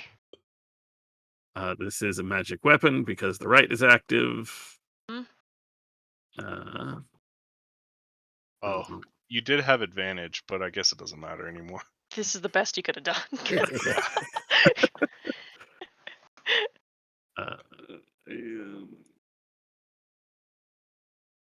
Hello? Roll Yeah. 20? Roll Oh. 20? I tried to roll damage, but nothing's happening. There it goes. All right, there my we go. right. God. No, that's practically minimum damage. Yeah, that's. Oh God. It's garbage. 25% chance to roll a 1 on the 1d4 though, so it's not that bad. It's a 1, What, a 1, twice? and two And then twos two on twos, my yes. 2d6. Yeah, So I managed to break 10 damage by critting, and I get a flat +5. So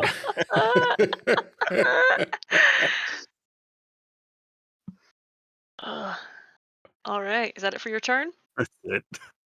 Okay. now that something is within range, he immediately drops the chains and lunges at Zazarak. Mhm. A 16 to hit. That hits. Okay. You are grappled as he throws his arms under your own and catches onto your chest. And let's see. Now that you are grappled, he's going to try to satisfy his hunger with an 18 to hit. Yeah, that'll hit. Right. He digs into some of the softer area of your skin, past your armor, for 7 piercing, 3 necrotic, with your max reduced by the 3 as he begins tearing at the flesh. Okay. 7. So that's that. That's actually 23. It's 3 there. Okay. Awesome. Now it's your turn. Um, 4 temp HP. Fantastic. Thank you. Also, just I'm so sorry, Max. I can't see Zazarak's health bar. Same.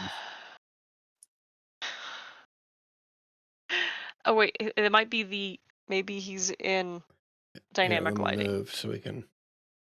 Oh, Yeah. Well, if it. Yep, that's it. Okay. Okay. You were just in your bar is in a wall. Fantastic. That's great work, Roll20. Yeah. To be All fair, right. this lighting, my fault. Well, it's It's just still- that, like, Roll20 should have that bar appear over Yeah. everything else. Right over everything. Yeah. I will spin the blade in my hand so that I can try and drive it up between myself and Doru, and with the blade obviously facing him. That will miss. All right. And for my bonus action,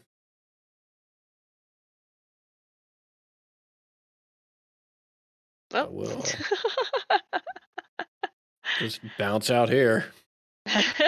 Can't bite me now. Okay. I'm And having actually, that. I haven't moved my token. Let me. Okay, so divine favor is still up. Okay, that And sounds that's my like your turn. full turn, right? Yep. Okay. Zeldr. All right. I will say both of my companions have been hurt and their bars look full to me. But oh, they're not. It's just weird. Okay. I can see the flattened end of their bars showing that they have been reduced a little bit. It's just not as easy to perceive as the old style was. Okay, I'm now at 8 HP. Okay. Yeah, just spiritual weapon to start with. A slam from the twinkling hammer. 18 hits. 11 force. I'll take a step up, line things up, and just do another first level guiding bolt. That's another hit. Very good luck. Ooh, Keeping okay. that radiant damage on him. And that will be it. Okay. Arium. I will try this again. I will remember the advantage this time.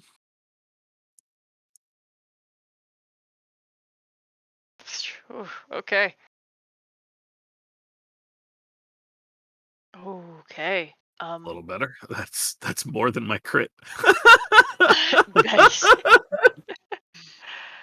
How do you want to do this? I guess while he is with Zezarat gone, while he tries to turn and lunge at me, just catch him right through the hands and the torso, pin him down until he stops moving. All right. He writhes and spits under the weight of the trident pinned against the stone for a moment that stretches on, and the weak and sad face of someone who had been betrayed by his father, that facade is gone, and you just see a snarling monster as he claws at the staff, trying to free himself before his movements begin to slow and he eventually uh, moves and drops, and his hands fall to the floor and he stops moving entirely.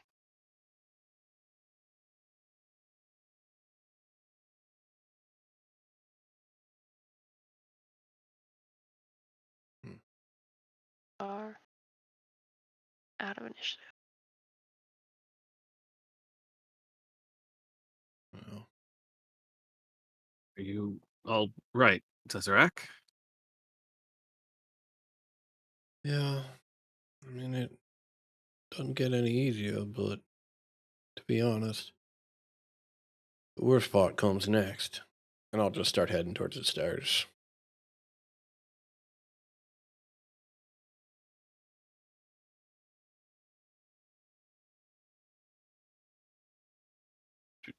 You said that there is still a body here, right? Yes. Okay. I'm gonna start pouring through the pockets, see if there's anything that might be useful. There's barely clothes on him. Yeah, that's sort of what I figured, but had to double check. Yeah.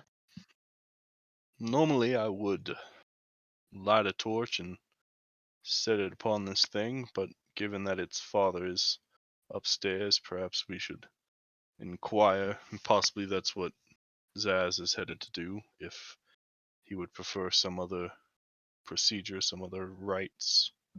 We are going to we are going to bring Irina's father here anyway, so whatever burial proceedings they are preparing for him can be prepared for this unfortunate soul as well.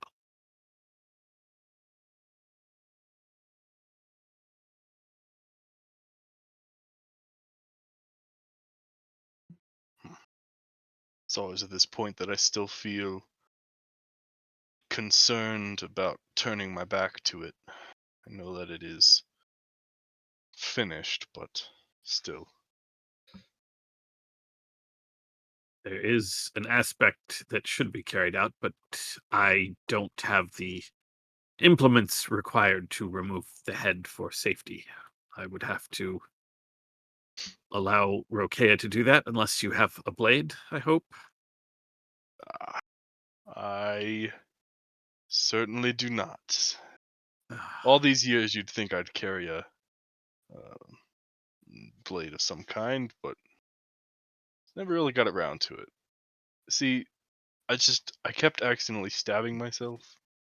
So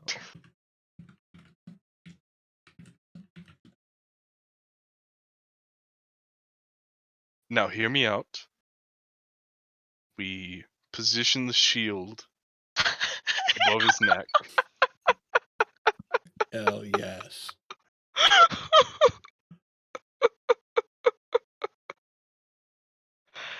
Yeah. See, that one works because it's against the neck. Mhm. Just some light taps with the hammer, just tap tap tap, just driving it. Zazarak, you approach the stairs. The trapdoor is still shut above you. I bang on the bottom of the trapdoor. It's Azrak. Would you be so kind as to let me come up? There's a moment's pause before Donovich very hesitantly cracks the trap door to see you. Ah, yeah, got it. I'm kidding. I'm not there. I just wanted to make the joke.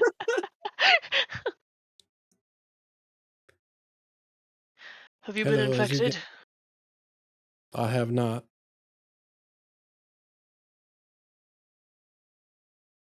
Please. Kind of narrows his eyes, but opens the trap door. As he does, I would just uh, put my hand over my heart and to say, please,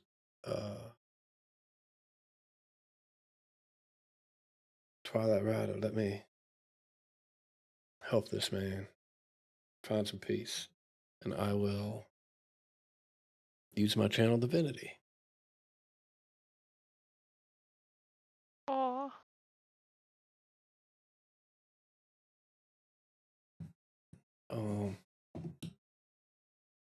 Father Donovich, we need to have a uncomfortable conversation, but one that you knew was coming. He seems confused. Your son was gone before he ever returned here. And I don't blame you for holding out hope. I have, in fact, done the very same thing. Just as I did. If you look in your heart, you'll know. You do know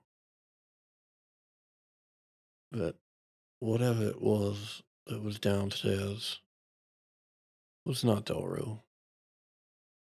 And there was no way Doru was ever coming back.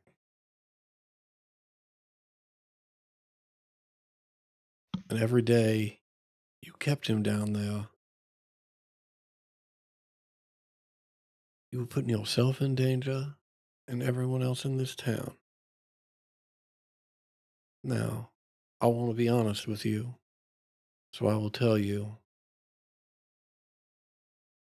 I and my brother and my dear friend,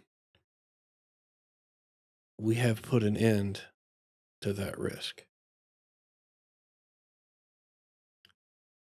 But I need you to understand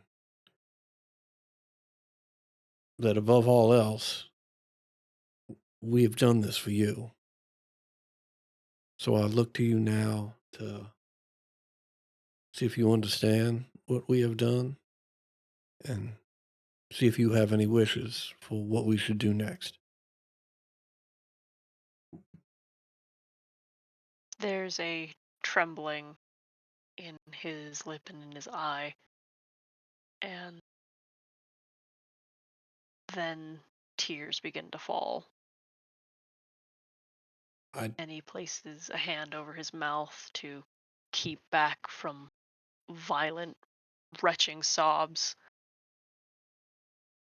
But with your spirit of tranquility, with your empathy, do keep him from falling into destructive hysterics. I will reach out to embrace him.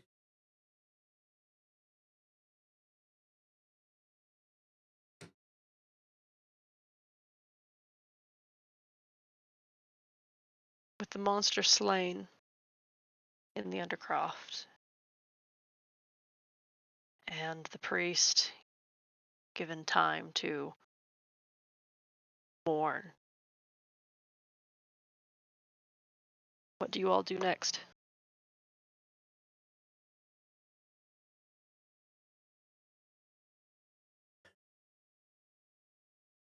There is Well, still the issue of Irina's father to resolve. yes, Perhaps both could be done simultaneously. yes, Father Donovich, we do have a body to bring here for the burial. I understand the family would like the traditional ceremonies for those that worship the Dawn Father. So I believe that means a ceremony at dawn. Was this familiar to you? He nods. Um, if you would like, if it is your desire, we would be happy to help prepare your son for a similar ceremony, if that is your wish. Yes. Very well. We must retrieve the other body.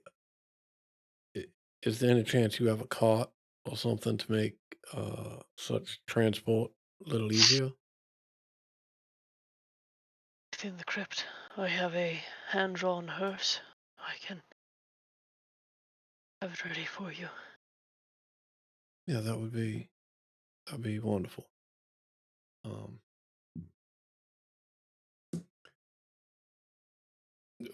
would you like to get that ready, or would you like one of us to go grab it? If you wouldn't mind. Sure. I'll Zeldrin, Ariam, I'm going to get this hand drawn hearse. Should make our transport much easier.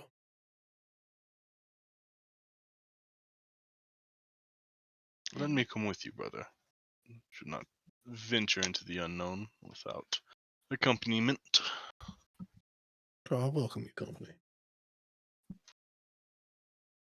Drag your guys' tokens along a little bit so that you can see the that uh behind the church, behind the chapel, there is a gated uh graveyard Mm.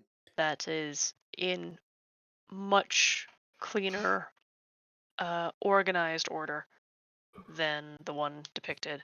Um, but all of these stones are weathered.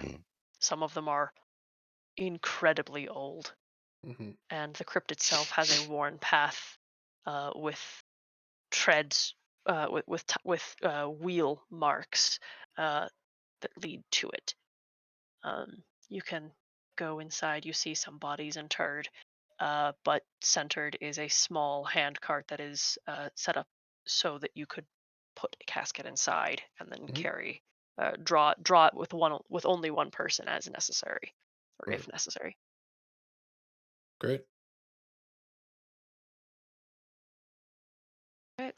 You Um, can bring that back around front. Zeldrin, Yes.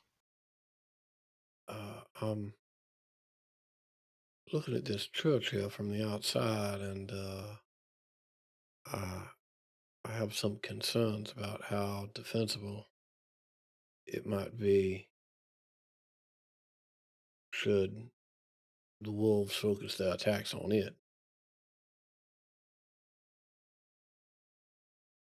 The church itself not so defensible.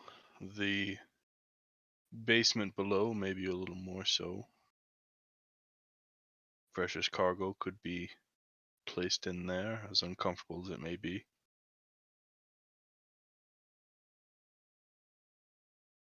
Well, by precious cargo, do you mean all of us?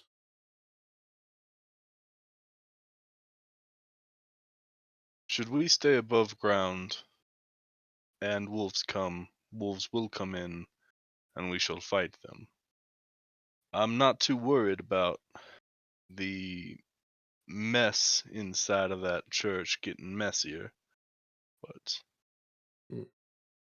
Well, that is an excellent point. if we all go below, then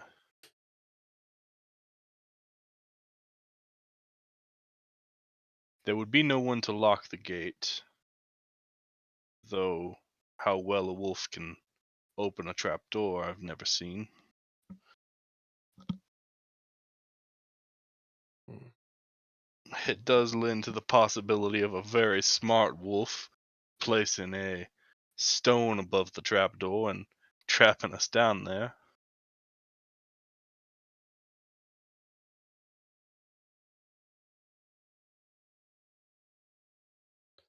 Yes, well,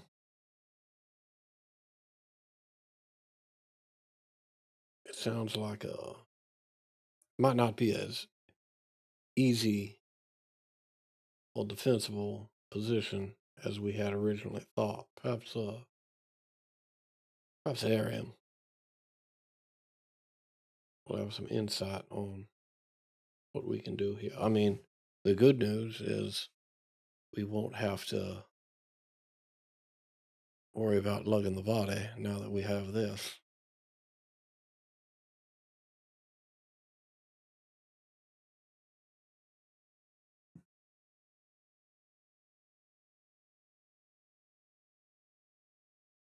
Well, let's get the body here. We'll talk with Ariam. Perhaps it may be best if Irina stays again at the house tonight, Mm.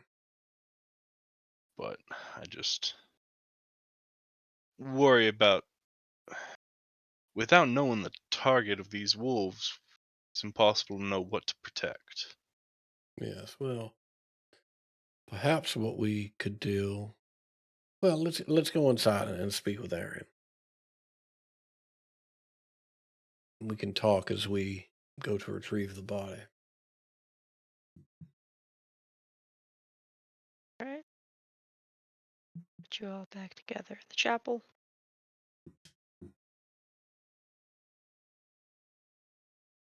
Um, we will be back shortly.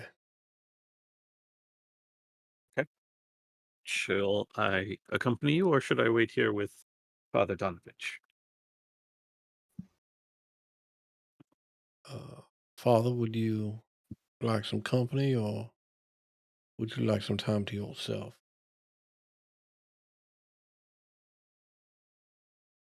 I will take some time to pray.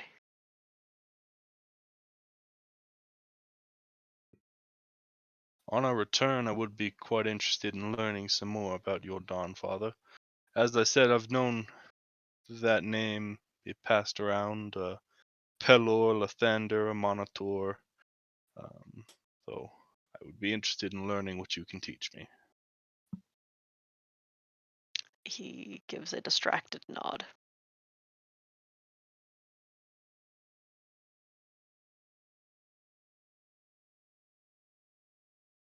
Thank you, Father. We will return shortly.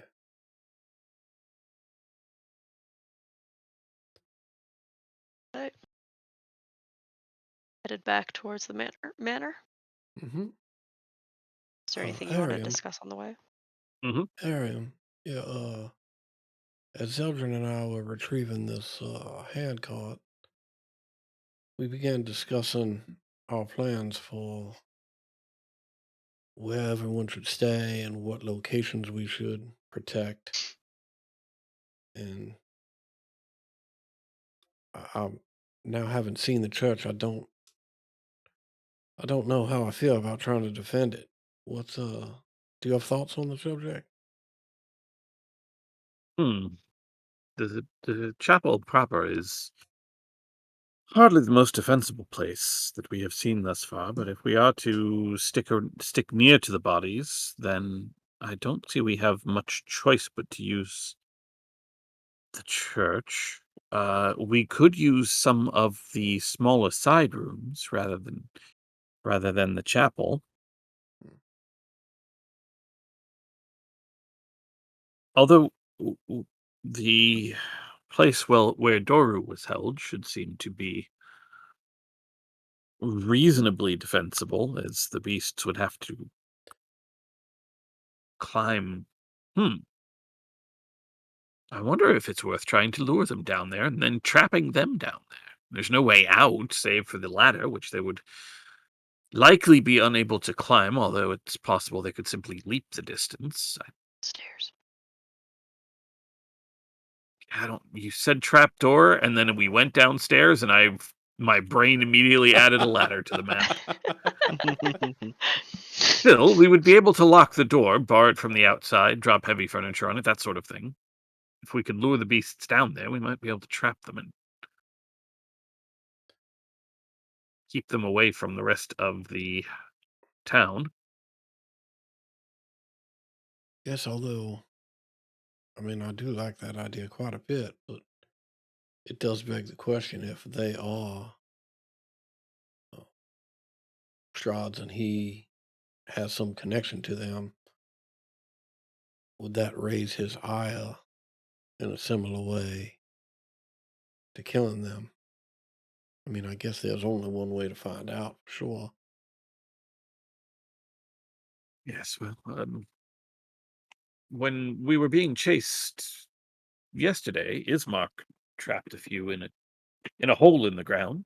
Hmm. Suppose they could have found their way out by now, but I imagine that if that worked then, perhaps it will work again. Well, and maybe with proper positioning, brother and I could be the bait and use our step of the starlight to make a quick exit.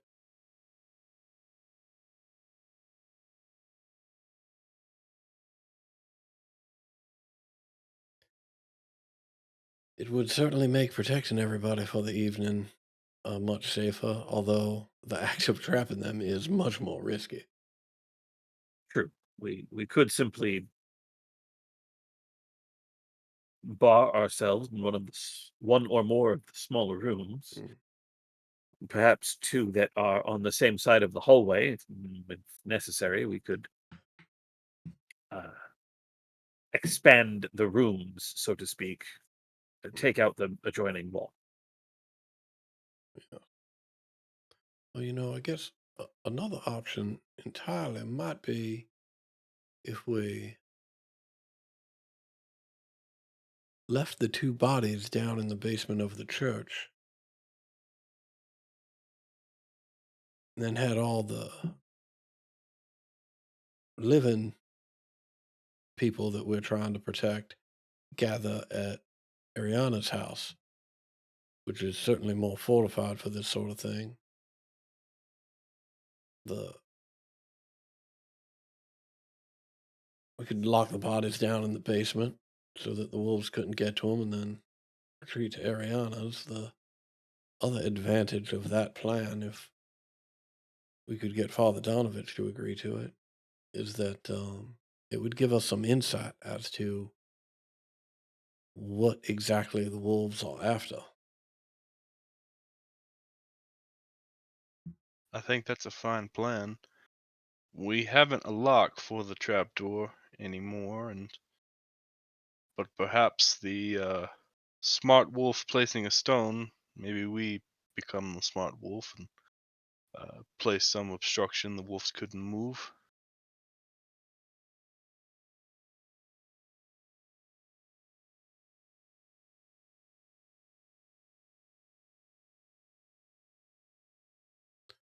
Well, uh, if that's the course of action that we want to pursue, I think the next step is convincing Father Donovich to leave the church for the evening, um, which We I could, think of course, is head back to the mercantile and see if we could procure another lock, though might be quite good Lord. expensive. I can't imagine how. Mm, Yes. yeah.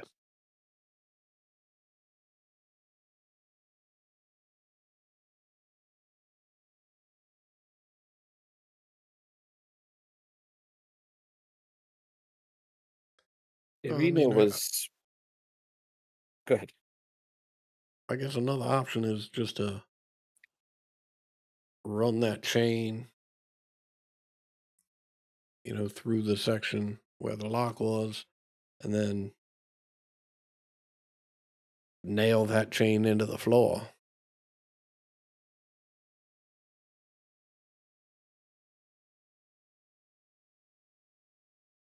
That plus some heavy weights on top of the door. Still not quite as good as a lock, but I'd have to think virtually impossible for a wolf to get around all of those options. But we could, should it come to it, I'm sure we can figure something out. The first step in, or the next step that has to occur is for Father Donovich to agree to it. If he doesn't agree to leave the church, then this is all moot. True. Arian, what was it you were saying? I apologize. Oh, I was just going to reiterate that Irina was hesitant to leave her own residence, but did acquiesce. So if Father Donovich is more difficult to convince, then it may be just best to move everyone into the church. On the other hand, Agreed. perhaps he should not stay in the building in which his son's remains were recently deposited.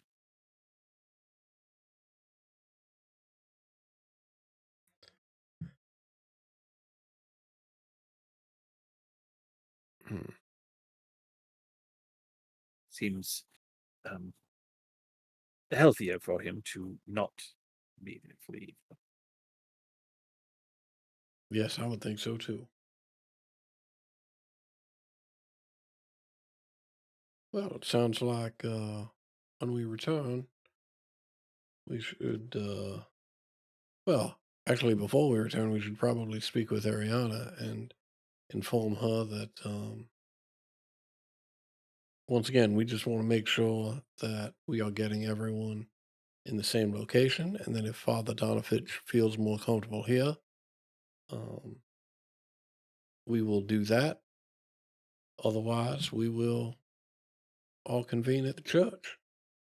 I think one other thing to consider, there's a good chance Irina's not going to want to leave her father's body unattended.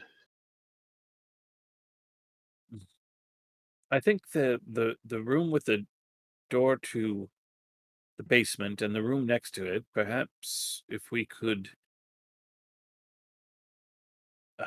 barricade one of those two doors and create a doorway between the two, that would give us a sizable place for those who are doing the actual defending and those being defended, like Irina and Hmm. and the father, and the remains of their respective kin could be downstairs. I suppose we wouldn't even have to put a hole in the in the wall. Really, the three of us could. It would be a little tight, that small chamber, but we could fit.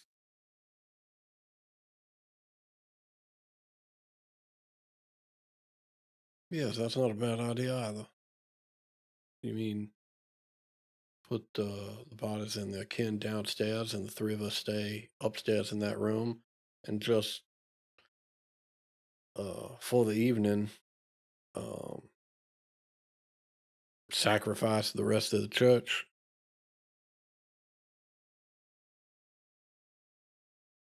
Hope it doesn't come to that, but yes, that would be an option. Well, the rest of the church can't get much worse. I don't know. An awfully nice bed in the room that I checked out.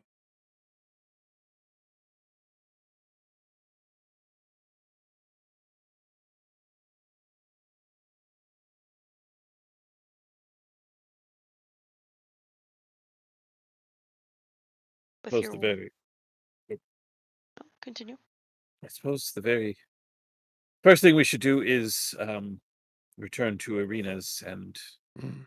hope that she is still there, and we can acquire the the remains of the patriarch.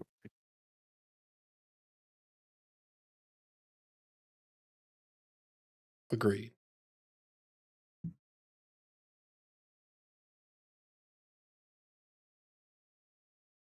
And with your march back across town towards the manor house, I think that's a good spot for us to end session for tonight.